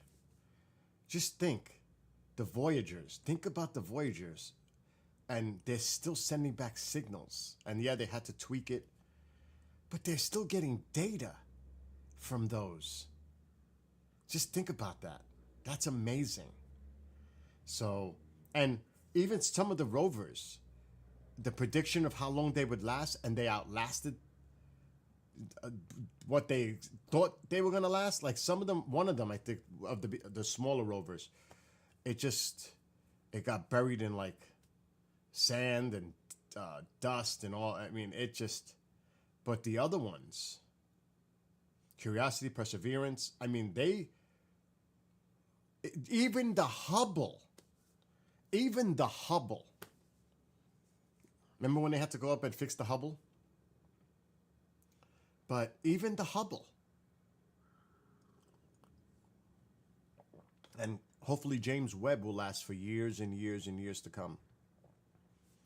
So yes, Pioneer, Voyager, the early stages. I mean, it's amazing. The achievements made and the life expectancy on some of these modules are incredible. It's very impressive. And the thing is, they learned from that, obviously. Improvements moving forward. So, yeah, it's all good. I'm just waiting for them to finish talking about the poem. We still have 12 minutes. NASA's coverage is just quite not there like SpaceX, let's be honest. I mean, really. And the cameras are definitely not up to standards like SpaceX. Fact. Unless things have changed. Yeah, think about that. That's a long time, headband. But still, to know that we're still in communication with it. They had an issue a few weeks ago, but they still have. Look at the issues with this. This is on Earth, and they can't even get a signal.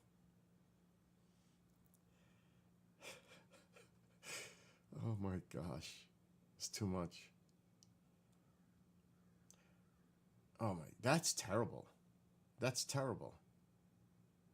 These technical issues. I mean, really? What's going on? Let's see if they Liftoff. Jenny, let's squeeze in a few more NASA social questions. What do you think? Absolutely. I'm ready for them.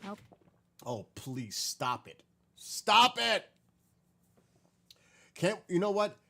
They should be having people talking about the mission and the payload and the specifics and when it's going to arrive there and the process that it takes to get there and the science, like we saw the video, the 9 scientific instruments on it,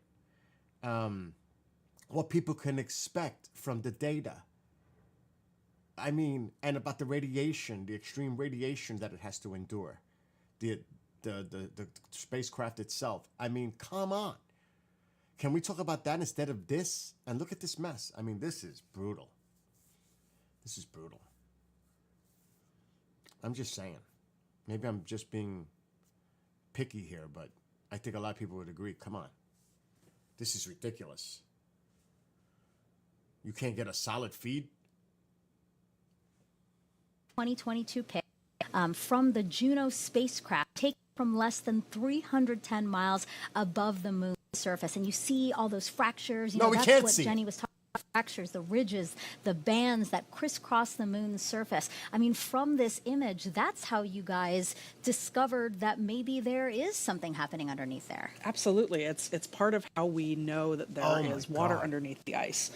When you think about our moon is covered in craters, right? It's just pockmarked, and so many oceans bodies underneath the ice, period. That way as well.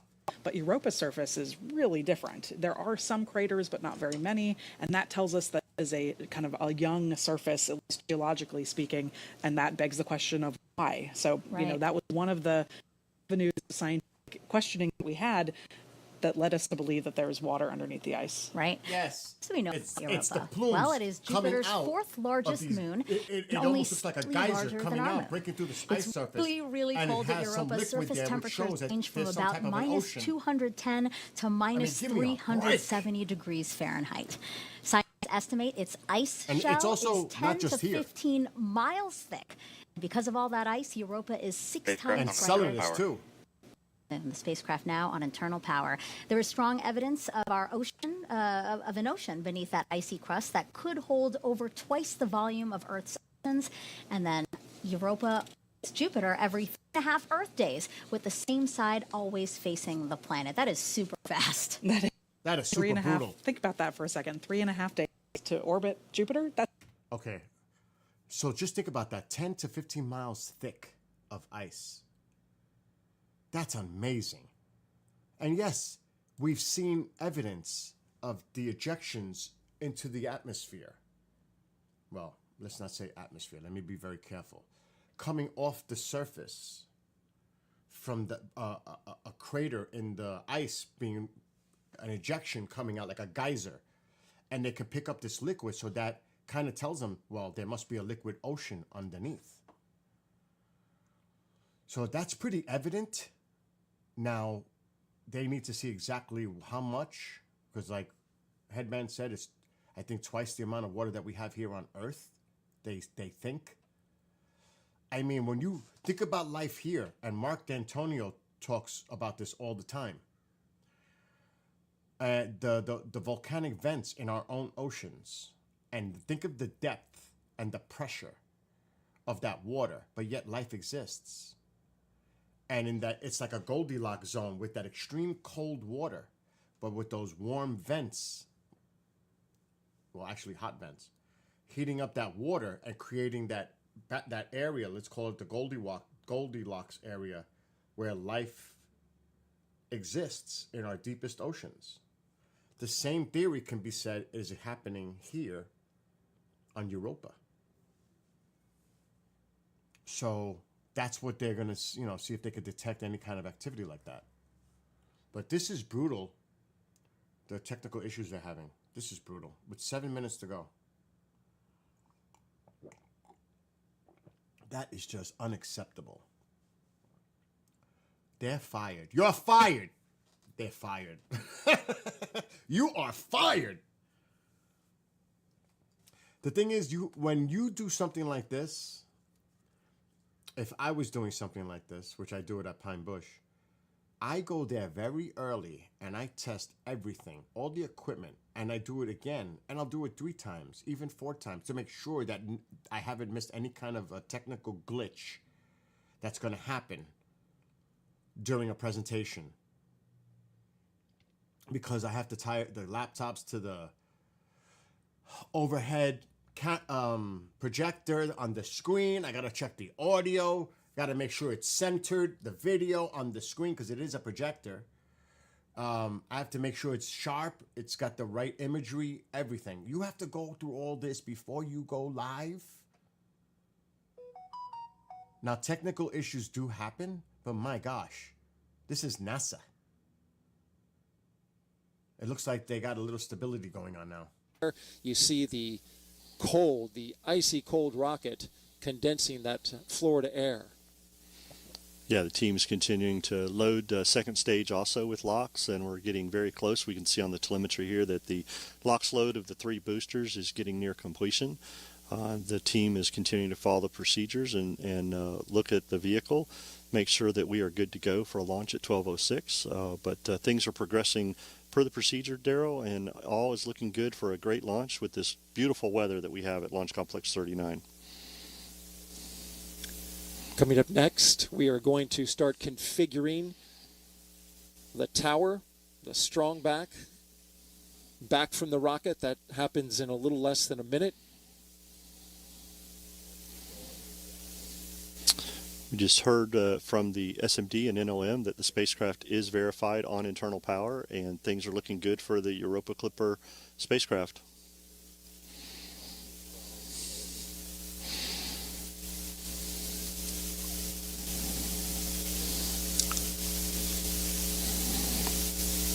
We're also listening to the launch teams as they discuss the data coming in that they're looking at for the rocket. Teams continue to follow the procedure, as I said, and work the loading of propellant, finishing up the topping of the 3 boosters and the second stage. As we mentioned earlier, the 3 boosters are expendable fully. They will not be coming back for landing today. SpaceX is getting the team ready to launch this vehicle today. And you just heard the call out that the strong back is retracting.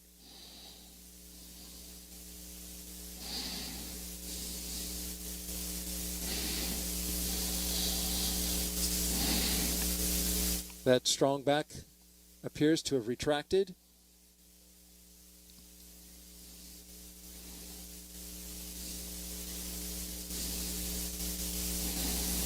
So we're getting some discussion on the nets regarding the second stage. NY LOX load is complete. As we just got completion of LOX load for the Y booster. We're looking for now the center core and the plus Y.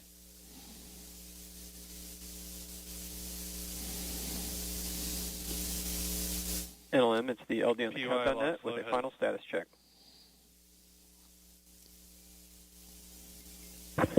Yes, LD, this is NLM on Countdown 1, NASA spacecraft, and the NASA team is go for launch pending resolution of the anomaly. Copy. Go pending outbrief. What anomaly? Issue being discussed on the anomaly net. Affirmative.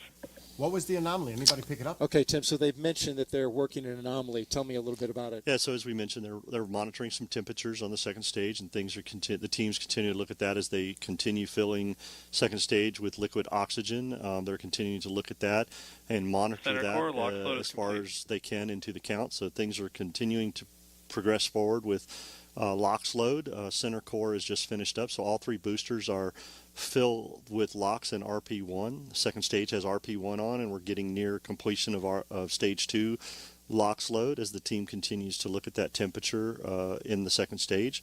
But we did hear NASA launch manager Tim Dunn tell Charlie Meyer, Stage 2 SpaceX LOX launch load is director, complete. that they are go for launch pending the resolution of this temperature issue. So the team has continued to work that, and the team will continue to progress forward in their procedure. And so these discussions are happening very quickly as we are counting down now inside the final 2 minutes until liftoff. Absolutely, and we just heard that stage 2 LOX load was complete, and the team is working that. And as you said, this is what they do in the last few moments before launch. They're working their procedures, following their processes, and having these discussions. But we're still progressing forward towards a T0 of 12:06. And things are progressing forward for the launch this morning, or this afternoon. We are now 90 seconds until liftoff. Weather is 95% go. These boosters on the outside, they have flown before. The Psyche mission, a little more than a year ago.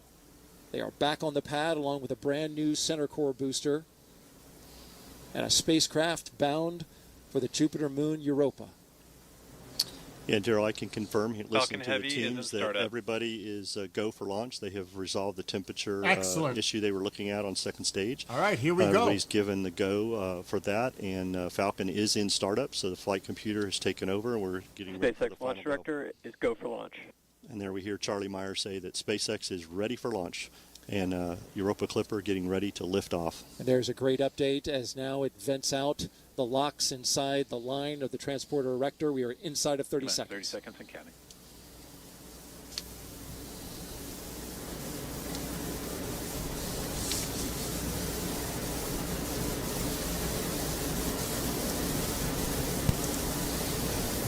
Minus 15 seconds and counting. And here we go. 10, 9, 8, 7, 6, 5, 4, 3, 2, 1. Ignition. And liftoff.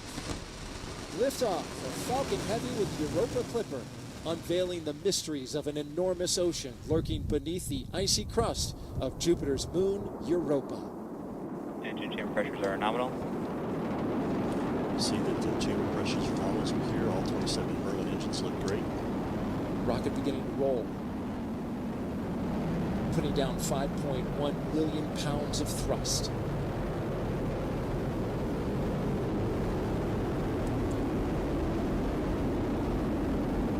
Coming up, they're going to back off those engines just a bit.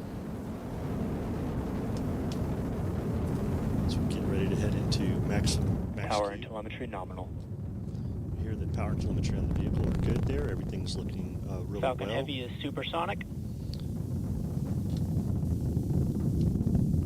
They have reduced power in the center core to get through max Q, maximum dynamic pressure on the launch vehicle as we approach that. The two side boosters at full throttle. A beautiful shot there as our camera team. Max Q. Locking into the rocket on a clear blue sky. The view from the booster cam back down on Earth. And there we heard the call for max Q. The vehicle is passing through maximum dynamic pressure. Next thing up in about 2 minutes will be booster engine cutoff, where we see the two side booster engines, all 18, shut down and get ready for booster separation, but the vehicle is performing very well. Looking at all the telemetry that we have, power and trajectory are nominal. We've been flying for just under 2 minutes so far. Everything looking good.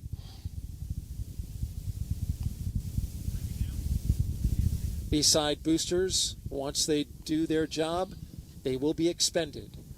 If you're familiar with the Falcon Heavy, you know that they bring the boosters back on certain launches, but not on this one, because all of the performance is needed to push Europa Clipper into its proper orbit. Things continue to look good as the vehicle heads down its ascent phase here. All telemetry is looking very nominal for this flight this morning. Falcon Heavy is performing very well.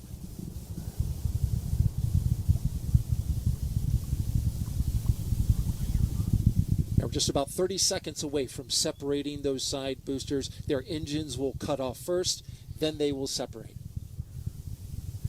MVAC is chilling. Starting to chill down that MVAC-D engine in the second stage. And that's where we need to get the engine chilled to the proper temperatures before flowing liquid oxygen and RP1 into it. So they're conditioning the engine to make sure things are ready for when it's ready to start up. Stand by for booster separation. Booster engine cutoff. Side booster separation confirmed. And there they go. Those two boosters previously flown on Psyche. This will be their 6th flight. We thank you for their service this morning. They did a great job of getting Falcon Heavy and Europa Clipper on its way as the center core takes over and continues mission down its ascent. Things are looking really good in the telemetry. Power and trajectory look nominal, and chamber pressures on the 9 center core engines look really good. In just a little more than 20 seconds from now, we'll get the cutoff of the main engine on the center core booster that remains. 4 seconds after that, we will separate. Flying out over the Atlantic Ocean. There's a look from inside. There we see stage 1 Stage shutdown separation confirmed. and stage separation from the center core. Getting ready for MVAC startup, SES-1. We're getting some applause here in the Mission Directors Center, and there you see the MVAC-D engine lighting up. Next thing up in about 10 seconds will be fairing separation. NYPY FTS has saved. And the fairing has protected Europa Clipper on its ascent up into space, but once we get into space, we don't need that fairing anymore. Fairing there they go. separation confirmed. Fairing has separated, and those will be recovered, Daryl, by SpaceX's own recovery ship, Go Cosmos. And there you see them falling away into space. That is the only part of this rocket that will be recovered. The glow of the MVAC-D engine as it performs its first burn here. This is about a 3-minute and 47-second burn. Things are looking great. Matter of fact, this is one of the shortest first burns that has been done on a Falcon Heavy by SpaceX, but it is required to get us into that parking orbit for that long coast that we have to get ready for the interplanetary trajectory that we're going to need to get Europa Clipper on its way that we heard Jenny talk about to get those Earth Assist slingshots as it heads on its way for its mission. So things looking really good this morning with the performance of the Falcon Heavy. MVAC is performing well, and everything looks good thus far in today's mission. Usually those burns are the other way around, with a longer first burn and the shorter second burn, but in this case it is reversed.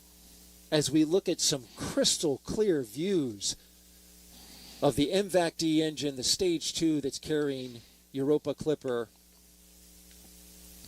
Orbital light is shining both on the spacecraft, the second stage, and on planet Earth. Center core FTS FTS has saved. There we've heard that the flight termination system on the center core has been saved as it heads back to splash down. Things are looking good. I can tell you, Daryl, we had a beautiful weather day for launch, and as we're looking at MVAC flying in space with Europa Clipper, it is such a gorgeous view with Earth behind it, and so we could not have had a better day for a mission launch today. No doubt about it, Mick. It was simply gorgeous We had a hurricane a week ago, but after that pushed out, it brought us in its wake near perfect weather for launch. And now we're into space, dealing with the harsh conditions up there. Stage 2 FTS is safed. Stage 2 has made its way into space, far enough away for us to be able to safe the flight termination system from a safety perspective. We're about a minute away from second stage engine cutoff, as we'll see the MVAC-D shut down and get ready for a long coast, getting Europa Clipper into that parking orbit and on its way for the next firing that we will have, the second stage, number 2, to get it into that interplanetary transfer orbit that we need to get Europa Clipper started. So things looking very well this morning. We're about 30 seconds from that stage engine cutoff, which we refer to as SECO 1. That's right. We'll get into that. Guidance. Get into that coast phase. These views brought to you, of course, by ground stations across the track that are pulling in the high-resolution data from the cameras. Burn looking good, just a few seconds away from cutting off from that first burn.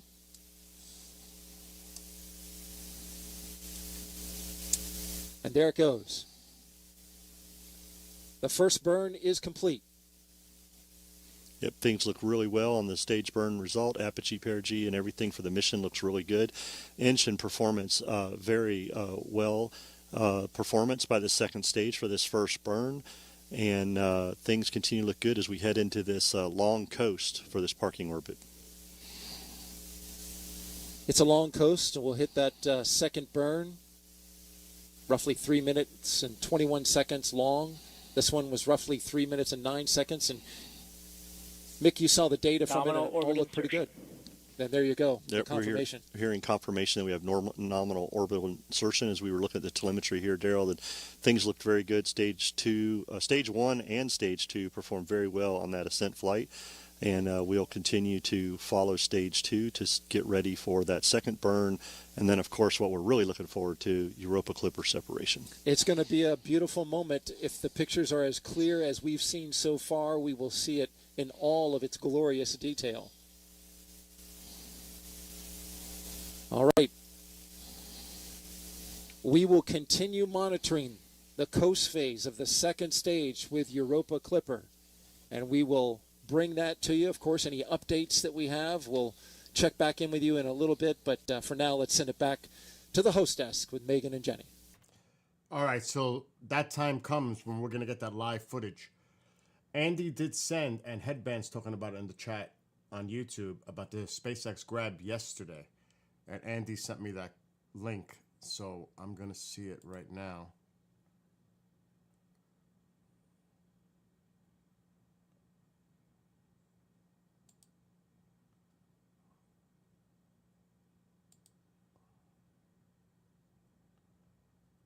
Okay.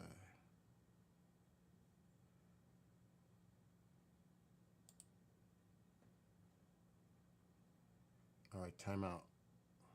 Which is the one? Not the last one, that's this one. Is it the one before that you said 13 hours? I'm confused now. Because you sent me multiple links.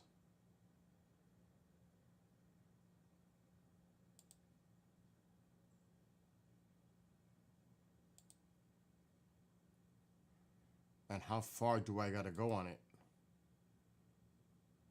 Do you know a timestamp?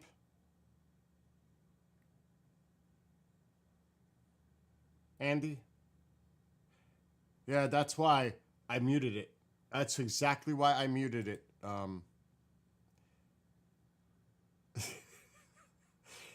We're thinking on the same wavelength here.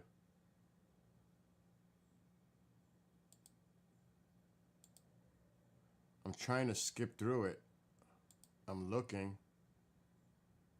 for the launch of the Starship. Damn, I didn't even know this happened yesterday.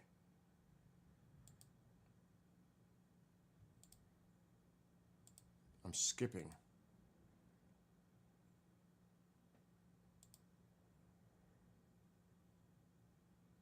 I'm way in already. still on the pad. Wow, I'm like 9 hours in and it's still on the pad.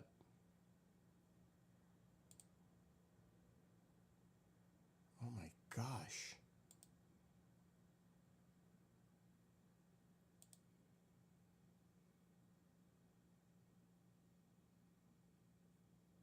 I'm at 9:53 and it's still on the pad. Oh my God.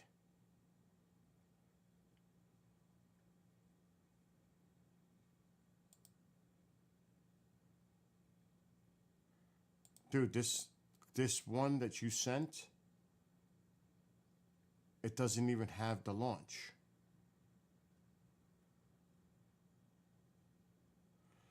So I don't even know. It's not even showing the launch, Andy.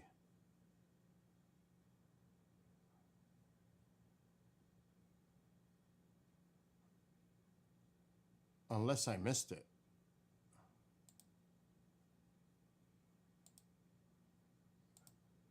I need a timestamp. This video's too long. It's 12 hours long. Or somebody sent me a link from it yesterday. Okay, thank you, Headband. Because I can't find the spot. It's like a trip.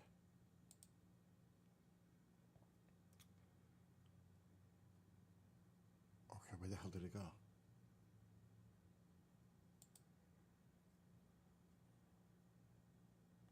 Oh, now see, now this is 15. That's a, okay, that's an ad. I can't take it with the ads.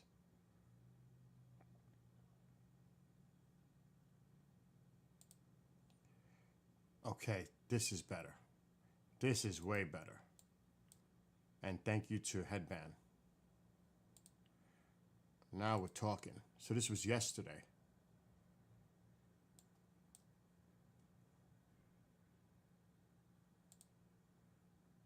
I may have to mute the others. I did mute it. No, I didn't. Have another. We have to mute the other stream first.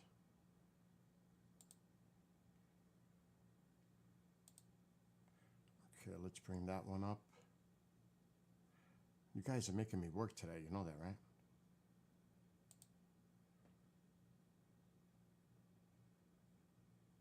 Let's mute that one. Okay, now we can bring the other one up.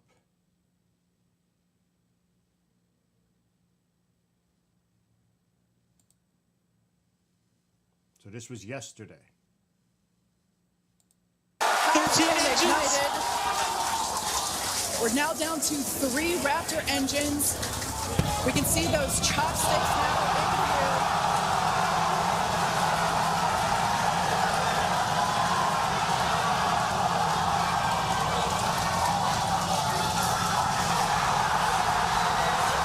Booster running current shutdown. That's outrageous. That is outrageous. This is absolutely insane. On the first ever attempt, we have successfully caught the Super Heavy booster back at the launch tower. I gotta see that again. Are you kidding? Landing burn has been ignited. We're now down to 3 Raptor engines. We can see That those is chopsticks outrageous.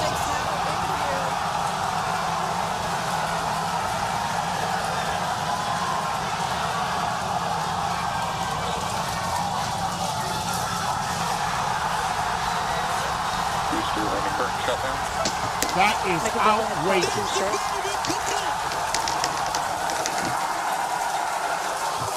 That is incredible. That is incredible. That is absolutely stunning. Now, why would this be so important? Not necessarily for here on Earth, but it is. But can you imagine building that on the moon? When they develop the moon, they colonize it where there's less gravity. and they could just launch these from the moon and retrieve them with something like this after they construct it. Can you imagine a moon base with this capability?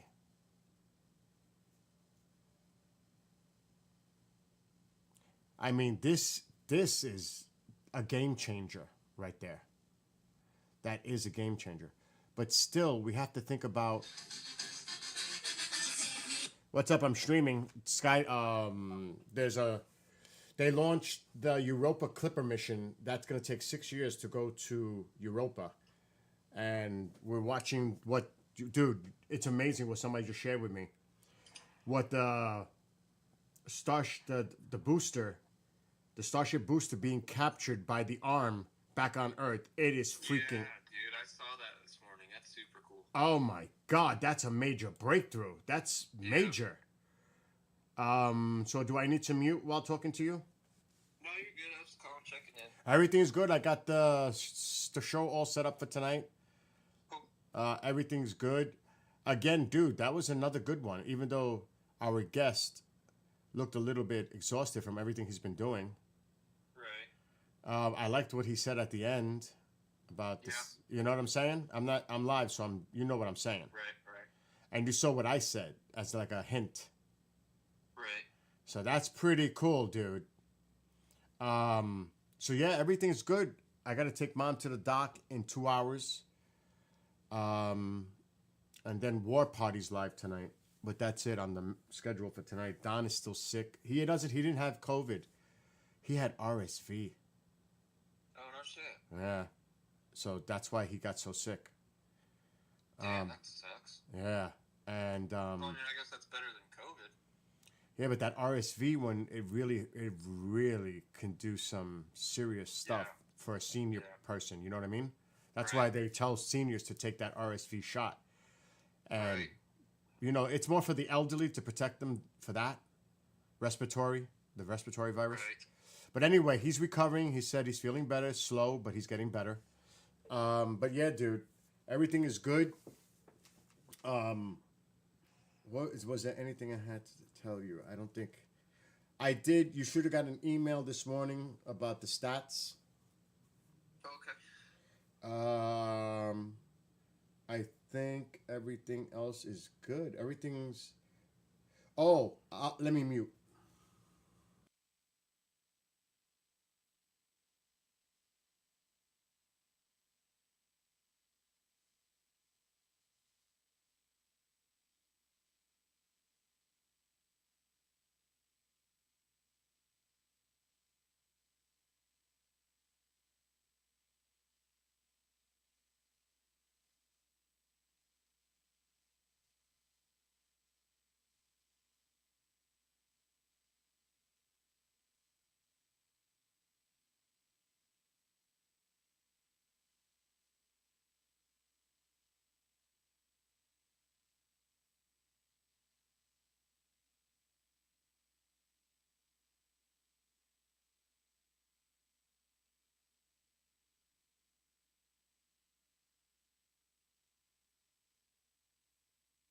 Anyway, what are you doing today? Plans? Gonna see the family and all that today? Yeah, just doing the things, getting some station stuff done, PT a little bit later. Oh yeah, that's right. It's Monday. Yeah, like I said, I got to take Mom to the cardiologist. We're just waiting for the live footage to continue back on this Europa Clipper launch. They're just talking stuff in the background. Some of it is just like, I can't listen to it, so we have it muted. But that catch, I'm glad. How long is it? Just Yeah, I hate that. I do that. You know, I used to have bad habits. You see, like just now. I know. It's just weird that like The space ums. you know, it's a little odd to me. And I like what I used to do in the past until I corrected, you know, and you know, and you know, and you know. Yeah. Oh, that's so annoying because once you focus in on it and you hear the person always saying it, it drives you freaking nuts. Just like I used to do again, like I'll be talking about something again. Oh, that's annoying too. So there are some things that people do. It's like just simply take a breath and continue your thought. It's like the it just drives me nuts. And your nose. Oh, anyway, go. Love you. Have a great day. Like. Yeah, like this. Oh my God. So, or like even that, like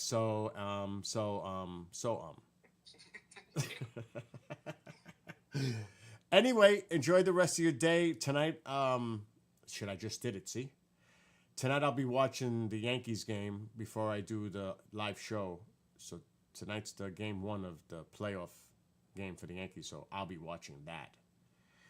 Heck yeah. Anyway, dude, enjoy the rest of your afternoon. Call me if anything, and I'll call you if anything. Yeah, sounds good. Give him a hug for me. I will talk to you later. Good hug, brother. Bye. Bye. I don't want to hear what they have to say.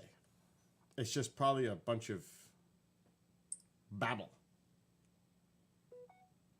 Oh my God. Thanks for... Oh, that's Walmart. Okay, that's baseball. That's Me Live. Baseball. More sports. I get a lot of sports notification. Not basketball. Football and baseball, hockey. Those are my 3 that I get stuff on. And personally, as a Giants fan, I hope they lose every game for the rest of the season. Don't win. Don't win anymore. Fire the coach. Fire everybody. And we need a new quarterback. It's that simple. Lose every remaining game. You're 2-4 now.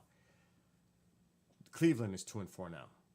I don't know if there's any worse record teams, but please keep losing. We need a quarterback. They can opt out of his contract at the end of this year, Daniel Jones. They need to drop him. And they need to rebuild again with a quarterback because they're never going to win with that guy, just like the Cowboys are never going to win with Dak. I'll predict that. I've said that for years. They're never going to win with Dak as their quarterback. Just not happening. Not with the other teams, with their quarterbacks. No way. Dak is not up there with some of these other elite quarterbacks. He's just not. And even some of these young quarterbacks that are in the game now. Oh, no way. So to throw all that money for a quarterback like that, franchise player? I don't think so. Just like the Giants. Please, get out. Enough sports. And I'm just being realistic. They're never going to win. Anyway, we're going to continue putting the audio on here once we see the live footage come back. And then we'll end the stream. I hope she's awake because she has to leave soon. I go through this all the time with her. And I don't like to be late ever to anything. It drives me nuts when people are late. Anyone. I can't stand it. I can't even imagine what those two are talking about. Do you want to hear it? I think I have it muted. I do. Really hard for this day. Wow. And you know, Europa Clipper is the largest spacecraft NASA has ever developed for a planetary mission. Let's bring back NASA's Antonia Jaramillo. That is true. Thanks, Megan. Joining me is Dr. Robert Papalardo, the Europa Clipper project scientist. You know, Bob, what exactly are we expecting to find, with this Europa Clipper mission? Well, the Europa Clipper carries the most sophisticated suite of instruments that we've ever sent to the outer solar system. It carries a radar that can penetrate through ice like a CAT scan to find liquid water, super high resolution imaging. We'll be able to look for warm spots, plumes at Europa, all these wonderful techniques that combine together to tell us, could Europa be the kind of place that could support life today? That is very exciting. I mean, can you tell us a little bit more about how scientists will indeed confirm that Europa can support life, like you said? Sure. We want to understand whether Europa has the so-called ingredients for life. Liquid water, the right chemical elements, and then the energy that could support life. So understanding Europa as a whole can tell us whether those ingredients are there. And Europa is an ocean world. What kind of ocean are we looking at here? Is it going to be one like Earth that has, a variety of warmer, cooler waters, or are we looking at something entirely different? Probably not too dissimilar from cold oceans at Earth, Arctic oceans, but here covered with a layer of ice. But the temperature will be similar to Arctic oceans, probably salty, we're not sure how salty. And the pressure at the bottom of Europa's ocean is probably similar to the pressure at the bottom of the deepest point in Earth's oceans. Earth has a lot more gravity, but Europa's ocean is a lot deeper. That's very exciting. You know, now that Europa Clipper has launched, how does it feel for you, Bob, for the teams and everything now to see this mission on its way? Just overwhelming. That launch was... He should have gotten into the other details about the magma and the volcanic vents, because she asked about the warm and cold temperatures. He should have gotten into that a little bit more. That with these with the magma volcanic vents deep within these oceans, it can sustain life there, creating a warmer area of water in that frigid temperature of water where life can exist. He should have gotten into that a little bit. Just for 25 years. God. They're back. I mean, that's what I would have done, because that's important. It's similar to Earth and the life in our own oceans here.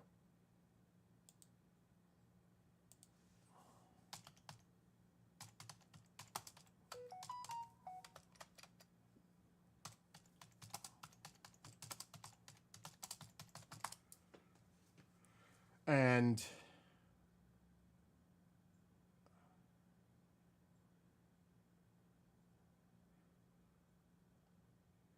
this is similar to it.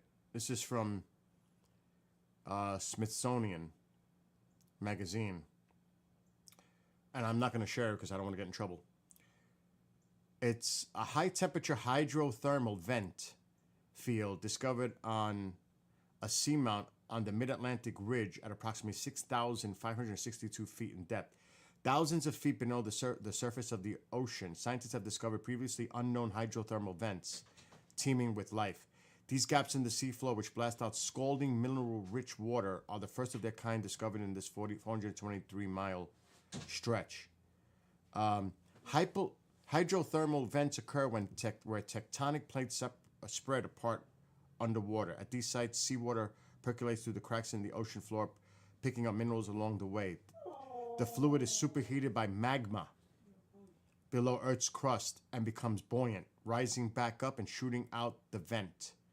Water bursting from the vents can reach up to 750 degrees Fahrenheit, hot enough to melt lead, but it doesn't boil due to the high pressure at that depth. As the mineral-rich vent water mixes with cold seawater, chemical reactions cause minerals such as sulfur to come out of the solution and form solid structure called a chimney around the vent. Extreme bacteria that live in these harsh environments survive off the energy from the vent chemicals instead of sunlight. Ma, what is going on? What do you mean? What is going on? I'm live and I'm reading. Yeah, Iku's hungry. That's why he's talking. All right, but we'll deal with that later. He's talking to me. So it's a fascinating environment, they're saying. There have been hydrothermal vents since the very early history of the planet, and they could be where life on Earth first started. And then they're talking about and then they found a wide variety of life, including swarms of vent shrimp and rare big fin squid. So this is the statement that they put out. Remember, we're waiting for the live feed to come back here.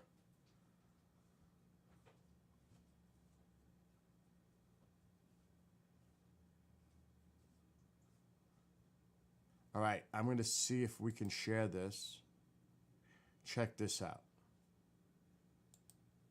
This is fascinating. And this could be similarly happening on Europa. Similarly, as they should have referenced. Let me just stop sharing my screen for a second. And we'll make this larger. Okay.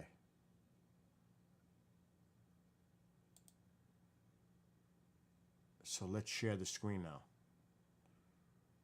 But before I do that, we'll be using the NASA TDRS network, the tracking data and relay system, to be able to pick up that start of stage 2 once that comes about. So that's a first time we'll be using that for Falcon Heavy, and things are looking great. So we are hearing that we just got at AOS from our Cape Town ground station, and we were watching telemetry. It just came back on the screen, so things are looking really good. Data that... All right. We're going to have to keep an eye on that, though.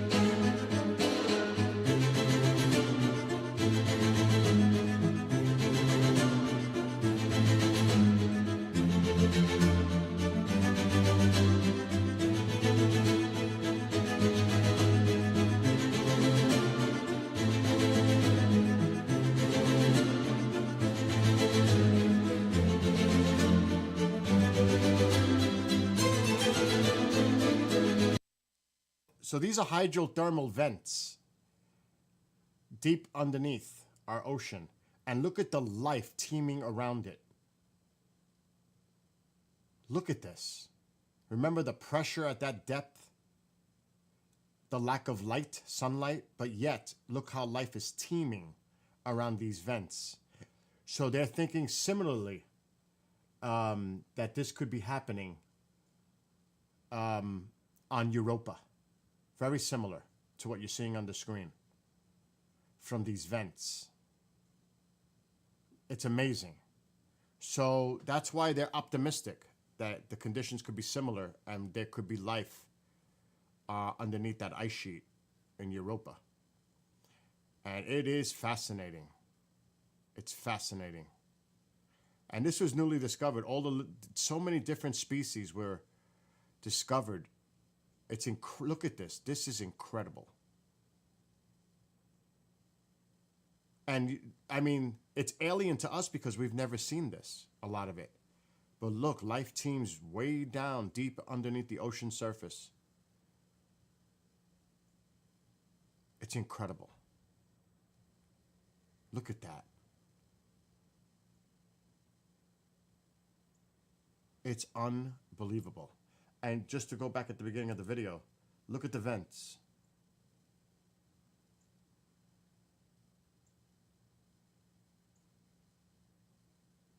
That's the example right there. So think of this similarly happening on Europa. That's the key. And I have a feeling, since the conditions are I mean, allegedly, like Headband said, allegedly, it should be occurring there as well. There should be similarities. So we have to wait and see when it gets there in 6 years. And we'll see if that actually happens. They discover the conditions to be similar. But it is going to be interesting to see alien life in an alien ocean. Oh my God, what are they showing on the screen?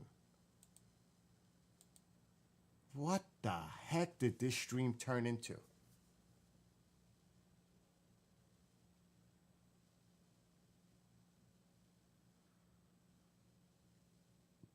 This is live. We're still waiting for the live footage coming from the actual mission. No, I have not seen it, Andy. Have not seen it yet. Oh my gosh. Let's just do that. We're going to show our fingers now. Let's do that. Let's show our fingers. Oh my gosh. Oh, it's just too much. I'm sorry. Oh, I see the cat. She named him Knight. It's a beautiful cat.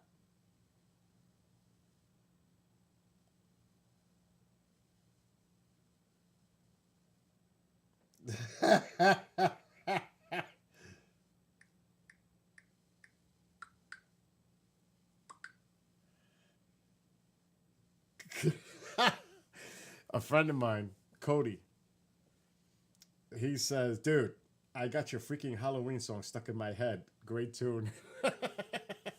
A lot of people have been saying that. Even Seb told me, Bill, I could hear that song over and over. It gets me in a happy mood.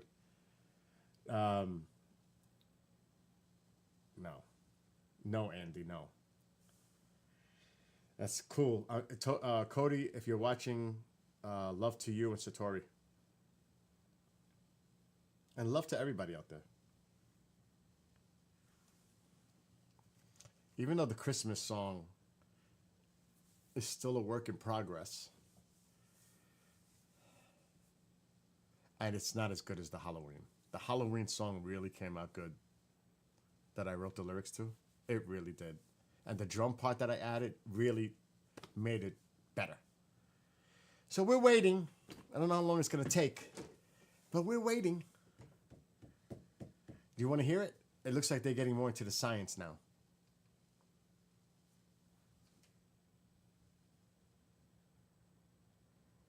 On March 1st, 2025. Speaking of flybys, Europa Clipper will have flybys of Earth and Mars. So how does that help it reach its final destination, Jupiter?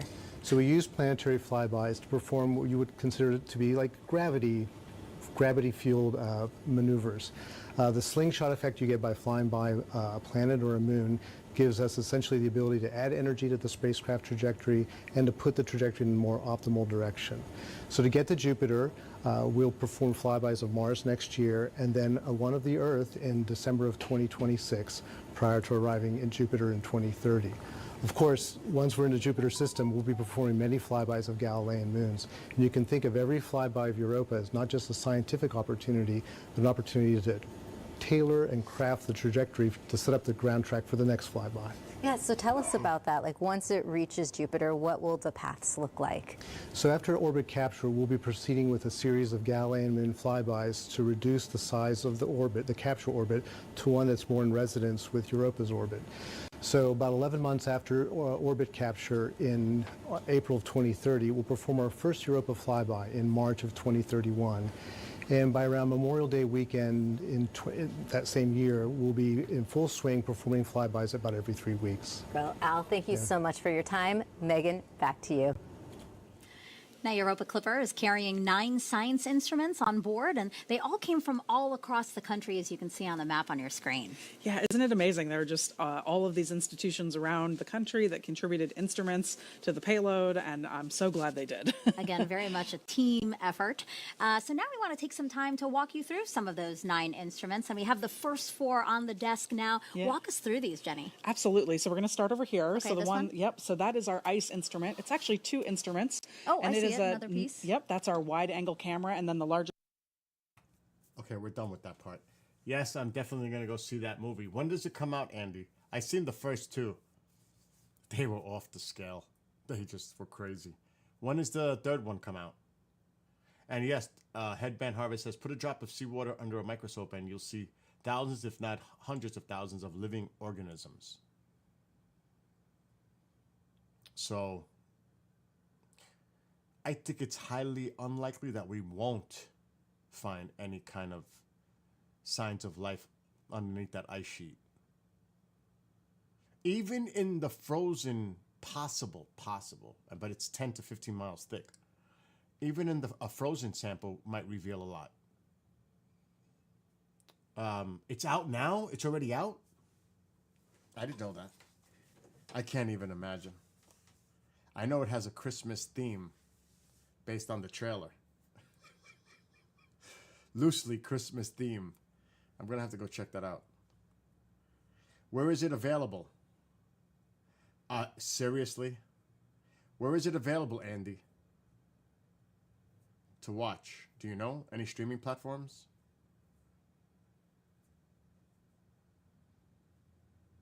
Let me know. Or send me any information on Skype. Oh my God. This is almost like watching QVC. or Home Shopping Network. I'm waiting. Call now and put a price up there. Look, I'm just saying. It kind of, think about it. Doesn't it kind of have that theme? Let's put QVC or some other shopping channel and have a price of these crystals and call in now for your purchase for limited supplies. Oh, gosh. Oh. Where you are and how you and the teams are feeling at this moment? Yeah, well, good morning. I'm standing here in the Mission Support Area East, which is one of two mission support facilities. One's at JPL, that's the primary one, and then we have a facility here in Laurel, Maryland as well. And I'm standing here with members of the operations team who have been plugged in all day and are part of this mission. That's amazing. Congratulations to you and the team. And in your mind, what makes Europa Clipper so unique? Europa Clipper is among the most special of special missions that we do in planetary science. The science itself is amazing. It's something that's been in work for 15 years. The spacecraft is huge. It's going to a destination that you could really just dream of. Think about the moon, but the moon, our Earth's moon, but with twice the volume of water that we have on the Earth. And our spacecraft's going there to explore. It's a very large spacecraft, very heavy spacecraft, and of course soon our magnificent solar arrays are going to deploy. These solar arrays are 100 feet across. So this is the largest, most significant planetary science mission of all time. That's right. And can you tell us a little bit more about APL's contributions to this mission? Yeah, well, a mission this unique actually took the best of the folks at the Jet Propulsion Laboratory and at the Applied Physics Laboratory working and learning together. This mission took the best of all of us to get this done. Here at APL, we've been responsible for the propulsion module and the communications electronics and antenna that are part of that module. The propulsion module is about 10 feet tall. It's about 2/3 of the height of the overall spacecraft. And we've also built, I would say 2 and parts of a third of the science instruments. So the cameras that we were just talking about, those 8 megapixel, both wide angle and near angle cameras that were, when they were designed, had the same resolution as, say, an iPhone 10. Those were designed right here at APL. They're going to be able to zoom in on Europa to a factor of 5 greater than what we've seen on past missions like Galileo. We also built the PIMS instrument, which is one of 2 instruments that's looking at the magnetic field and the plasma surrounding Europa. It's going to tell us a great deal. Together, they will tell us a great deal about the ocean beneath the icy surface. And then with JPL, we worked on the MISE instrument, which is that spectrometer that you were just talking about in the previous segment. That is very exciting indeed. I know we're all very much looking forward to the data that we get back from those instruments. Bobby, thank you so much for joining us. Back over to you, Megan. Really cool to hear from Megan. No. The one thing that I found curious when she asked questions, she said this a few times. So can you tell us about? So can you tell us about? So can you tell us about? Now we're gonna play with models. Those models are available too, by the way. Instruments are going to be kind of directly tasting particles that are in the environment around the spacecraft. Tasting? Yes, so kind of as we're flying past, particles will be hitting their sensors and we'll be able to tell what they're made of, how fast they're going, and doing that kind of chemical analysis. Oh, okay. The 3 over here that we have photos of, because they're really big, so we can't have You couldn't models. fit them on the desk? That's right, they wouldn't fit on the desk. The 3 of these together are going to be able to tell us about the interior structure of Europa. So we'll start on the end with Reason. Reason is our ice-penetrating radar. Okay. That's going to help us understand how thick the ice is, places where it may be thinner. And then PIMS and our magnetometer are studying the plasma fields and the magnetic fields. So let's talk a little bit about the magnetic fields, because this is a really interesting part of Europa. So let's do a little demo. Okay. So I want you to hold this. All right. We're going to pretend this is Jupiter. Right. And you can see there's kind of a magnet inside with some of these iron filings. So go ahead and give that a quick shake. Oh, yeah, shake it up real good, real good. There you go. Awesome. Okay. So now it might be hard to see, but you can see that that iron is flowing around like the magnetic fields of Yeah. Jupiter. So if you were to just take a rock and move around, you wouldn't really see much, but try it with that. A magnet. Yeah, so that one's magnetic. Whoa, it's Yeah. attracting all the little metal shavings. Exactly. So that's basically, we're kind of pretending that this is Europa in this situation. Uh-huh. So the way we discovered that there was an ocean underneath the ice is because there was a little bit of a wobble in the magnetic fields. Uh-huh. And we were able to infer from that there must be some sort of conductive layer underneath the ice. Ah, I and see. so if Europa didn't have that conductive layer of ocean, we wouldn't see this kind of interaction with the magnetic fields. Gotcha. So our Okay. magnetometer instrument that we have on the payload is super, super important. Awesome. Thank you so much, Jenny. Yeah. All right, so we've been following along with the Falcon Heavy second stage as it continues its journey out with Europa Clipper. So let's head back to NASA's Daryl Nail and Mick Waltman for the next operational milestone. Yeah, that's right. We're getting ready to relight the second stage engine on the second stage of the rocket, carrying Europa Clipper, and it is just moments away, Mick. We're at T plus 47 minutes and 30 seconds, getting ready to relight. This is a longer burn than the first burn. Yeah, this is the burn that will get us into that. Oh my gosh, I just seen Headband's comment. Oh, jeez. Oh my gosh. I know, it's a little too much, right? I'm just trying to see if they talk about any real science-based information. Not just showing off nails and crystals and, oh my God. Like I said, I thought I was in a nightmare watching QVC. Mom loves that stuff. No offense to those that watch QVC and Home Shopping Network and get your stuff there, but I'm just saying, for this, that's what it looked like. I'm not here for that. Tycho, oh, my name is Anyway, hopefully we're going to get these live images. Geo orbit that is going to help us out fill in the gap so we can at least pull down the important telemetry of what is going on. Yeah, we're seeing the telemetry coming through, and things are looking good on the telemetry. And but as you stated, we can't process that video through there from that aspect, and things continue to go for this burn. Yes, the TDRS system covering 90% of this burn 2. TDRS, of course, standing for Tracking Data and Relay Satellite Network. 90% of the burn will be covered by TDRS, but it's a much lower data rate than it is from the ground station. It's roughly on the order of 20 kilobits per second. If you compare that to your home internet connection, it's the pipe is about 5,000 times smaller. Yeah, we have to choose what data we send. Ready, So we right? want to send the vehicle telemetry so we can see what's happening from stage 2 velocity and altitude. Right. And bandwidth for video takes up a lot more. So we opt to get the launch vehicle data, and things continue to look good for this burn. Anyone who has downloaded video onto their phone knows about bandwidth. You got to have a good connection. You got to have a One of them might be cell in phone my that's on closet a in the wide big room. connection in order to pull down video. So I'm we will pretty not sure it have is. video for any part of this second burn. Also, the spacecraft team is not getting any of the telemetry being pulled down because, again, as you said, there's a high priority on the communications about where that rocket stage is. Yeah, absolutely. And this burn continues, and we're about 30 seconds away from the end of this burn, and we'll see how things continue to move. But we're watching the telemetry here, Daryl, and you can see that the acceleration of stage 2 and velocity continue to increase as Absolutely. stage 2 is performing its job. They've had so many technical issues, glitches, audio, video, everything throughout this broadcast. It's giving me a headache, actually. A lot of issues. Like that. What the hell is that? That is horrific. That is some really bad audio.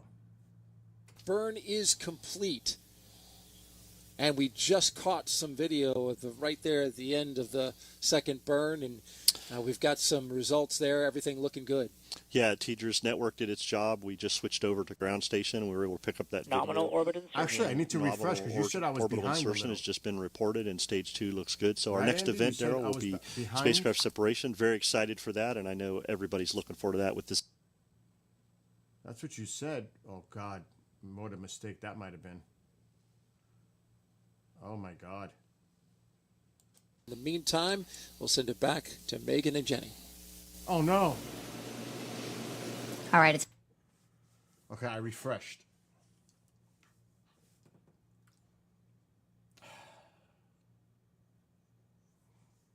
Look how bad it is.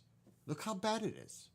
They can't even get a signal. They were talking about 20 kilobits up there. Well, they're not doing too great on the ground either. My home internet would be better than that. Is a wider look at the Space Flight Operations Facility at JPL, where NASA operates the Deep Space Network. This powerful system is able to communicate with spacecraft traveling beyond the moon. And joining us today is Amy Smith, the Deputy Project Manager for the Deep Space Network. Thank you so much for joining us, Amy. Thank you for having me.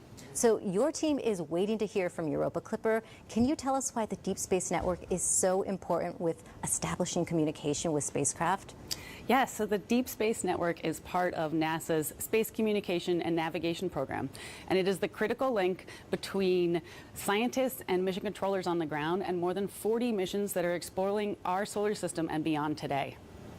So the Deep Space Network is made up of 14 very large antennas strategically located around the world. We have a complex here in Southern California, one outside of Madrid, Spain, and another one in Canberra, Australia. And Let us just tell the whole world the details of how we do this.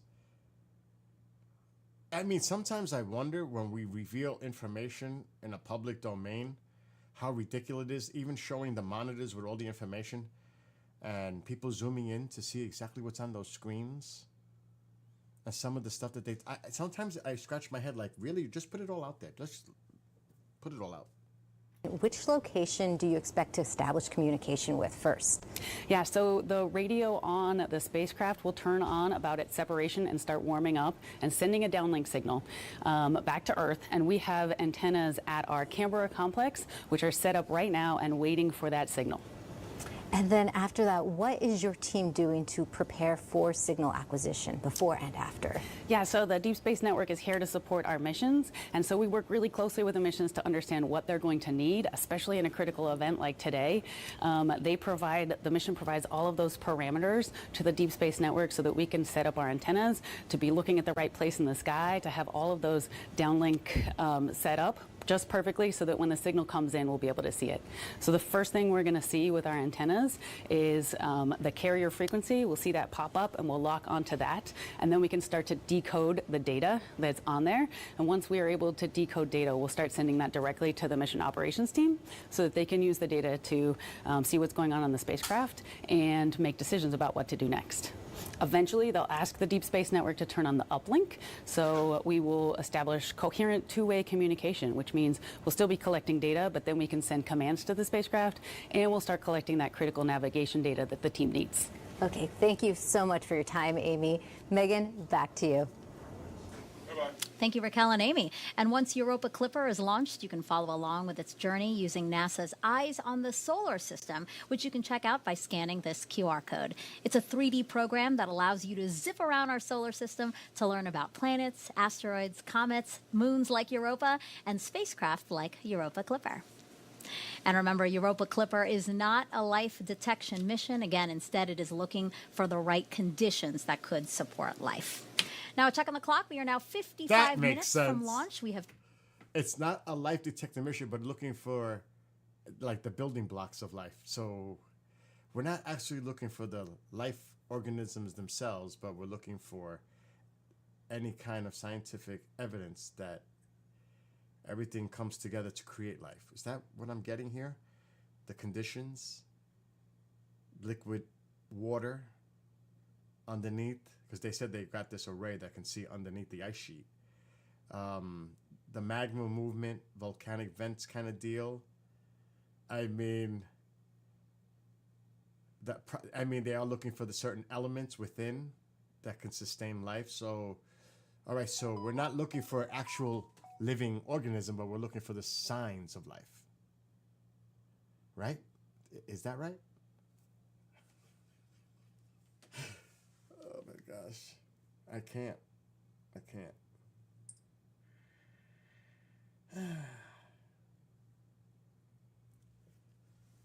Mark D'Antonio would be the perfect person to have on doing something like this and breaking it down and using the humor at times, making it fun.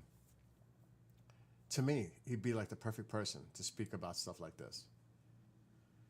But no. Exactly. It's just like, give me a break. Oh, we got footage. We got video. Oh, kind of.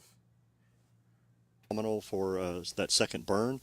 So we're definitely looking forward to Europa Clipper separation here shortly, as we can see this camera view of Europa Clipper on the front of the SpaceX Stage 2 launch vehicle. Yeah, that's a great shot of the spacecraft going out the forward end. Yeah, for about 10 seconds.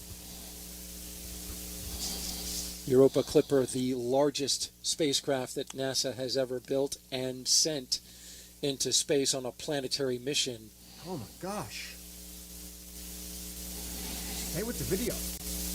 There we see the camera view of the MVAC-D that did its job in the shutdown, and the picture of Europa Clipper on the front of the Stage 2. And things continue to look good as we see the altitude of Stage 2 continuing to increase during this coast. And now back to the other screen. And the velocity is ramping down into a steady state.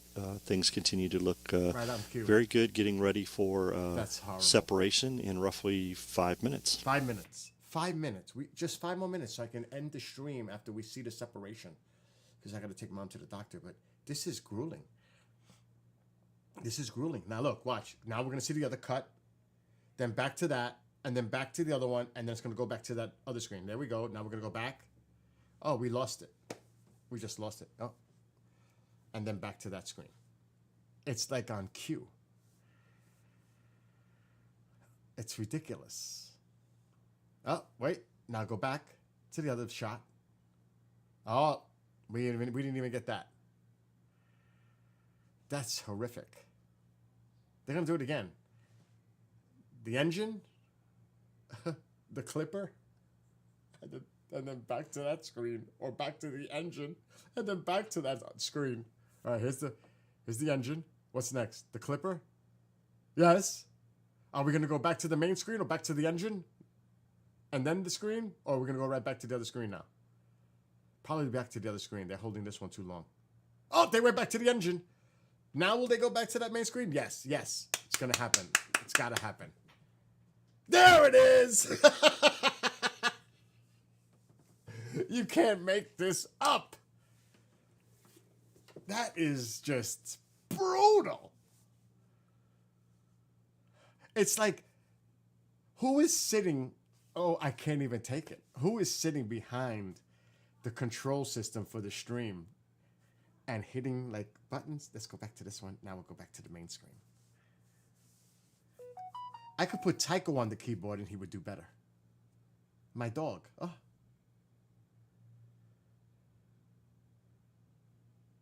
I mean, this is really above and beyond. That is horrible. And then look at the technical issues on the screen. DEI. Oh my God. Oh my gosh. This is brutal. I'm serious. This is brutal. And they said 5 minutes, so we'll get the audio back in a minute.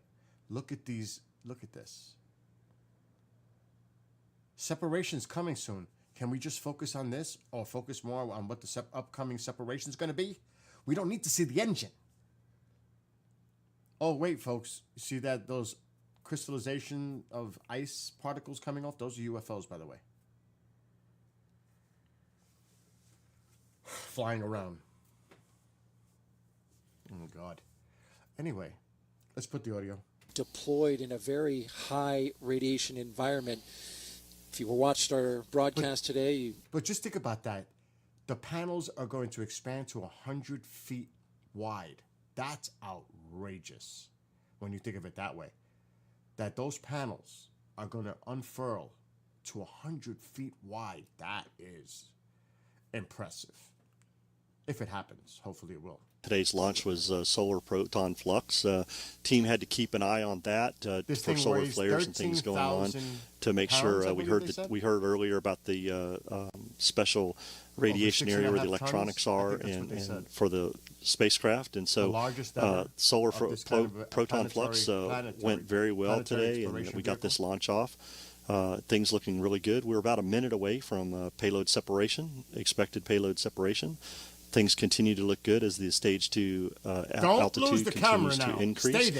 Velocity has a steady state now for stage 2, and things looking really good for this portion of the mission. They actually listen. Getting close now. Stay on here. We're going to lose it. Watch on separation. I wouldn't doubt it. Less than 30 seconds away from separation. There you see the Europa spacecraft. Those massive solar panels that you were talking about all stacked together. Yeah, that is cool. Up on the top.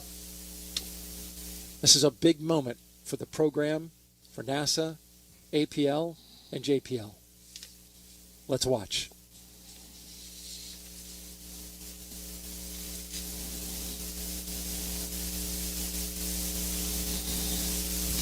Europa Clipper, separation confirmed. Nice. And there you go. NASA's Europa Clipper probe, embarking on a long-awaited mission to study Jupiter's icy moon Europa. And what a sight, Mick. That is absolutely gorgeous, Joe, to see Europa Clipper on its way. Successful deployment from stage 2. Falcon Heavy performed very well today. Teams behind us are clapping and enjoying. That is a beautiful picture. Via the video, we can see that Clipper has successfully separated. Please say goodbye to Clipper on its way to Europa. Now, that voice you heard just there is the Europa Clipper flight director, Pranay Mishra. He's with the mission support team. Okay, all stations, we are waiting for sign of initial acquisition. Again, Telecom will confirm when we have carrier lock, and DDM will let us know when they see the first packet down. On the right, probably another satellite. See it? There's you can see the second stage and the spacecraft just hit orbital sunrise, fully illuminated. You guys see that? By the sun coming over the Earth. One here. And as you just heard the flight director say, there's another one on this side. I lost it. They are now going to be monitoring for an acquisition of signal.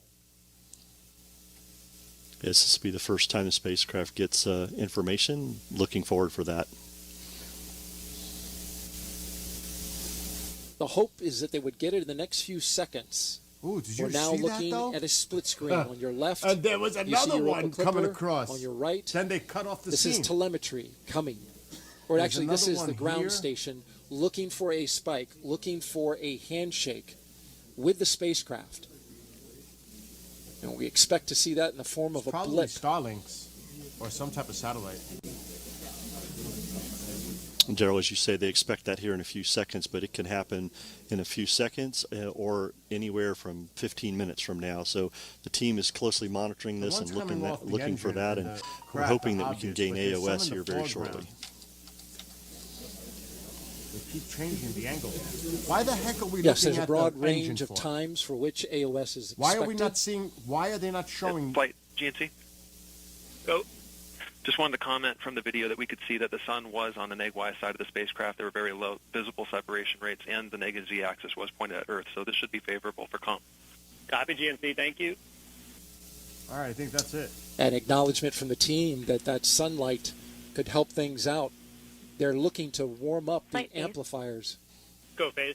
Sorry, I missed the session IDs for our SA sessions from GDS. Can you or GDS repeat those for me? We did not call them out on net yet, but there are 5 session IDs that it will cycle through, so just a note. GDS, could you note those session IDs in your cache report, and then folks can go there and take a look? So they got 2 radios there that they are warming up. And once they get warm enough, they'll be able to send a signal transmitting down to the Deep Space Network. And that's where JPL, the team that you see there in California, is awaiting to receive that signal. Basically a handshake saying, hey, all right, I'm pretty here. much we're done. I'm good. I don't think they're going to show any more of the separation because it's moving further away from the visual aspect of it. But that was curious how you see things, and probably it's satellites, obviously. But those were not coming, those were not like crystallized. What the hell was that? Oh, it's Mom. It's not coming from the craft. That was moving from in the foreground, in the distance. Most likely satellites, but still reflecting off the sun light. But still, it was interesting how they cut away from that to go to this. Turn down. I already cut the video, audio. But that was, I mean, I don't like when they do that. I don't. It's actually annoying when they do things like that. Like, just show it. But they always find a way to cut the scene to go to something else. Like, who wants to see them sitting in APL or wherever they are? We all wanted to see the video of that departing. This is terrible coverage. SpaceX they probably just established communication. That's why they're all clapping now. And there you have it, confirmation of signal from the spacecraft Europa Clipper. In the room there at the Jet Propulsion Laboratory erupting in applause. Yeah, they established communication. But like somebody said in chat, Headband, spread your wings, baby. Wouldn't it be nice to see the unfurling of the solar panels? That would be awesome to see that. That would be awesome to see that. I'm just going to make this up.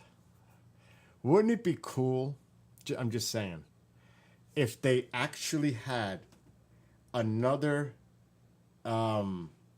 mini craft with just a camera on it or a few cameras to follow any kind of deployment of any kind of planetary exploration, or just to show us those stages. You know what I mean?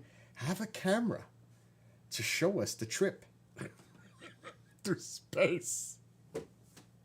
Even if it's delayed, I think that would be pretty cool to have that capability where we can all see it moving through space, whatever kind of mission it is. Like a tag-along satellite on these missions, so we can actually see it through time and like seeing the solar panels deploy, stuff like that. I think that would be really cool. And it doesn't have to be really close. You just have to have good cameras to keep its distance from a safe distance and just follow it. No? Even, I mean, somewhere out there is Elon's car. The Tesla is out there somewhere still in space with the spaceman. I wonder where that is. You know? Where is that now? Where is that Tesla with the spaceman? It's still out there somewhere, right? In space? Remember that? So, anyway, it looks like this is a wrap. Gotta get ready now. Take Mom to the doctore. So, hope you all enjoyed that. And Headband, Andy, anybody else who may be watching, enjoy the rest of your Monday afternoon or morning, because it is still morning out west. And we'll maybe be back. I don't think I'll be back later. Too much things to do. But till then, peace out. Be well, be blessed, be safe.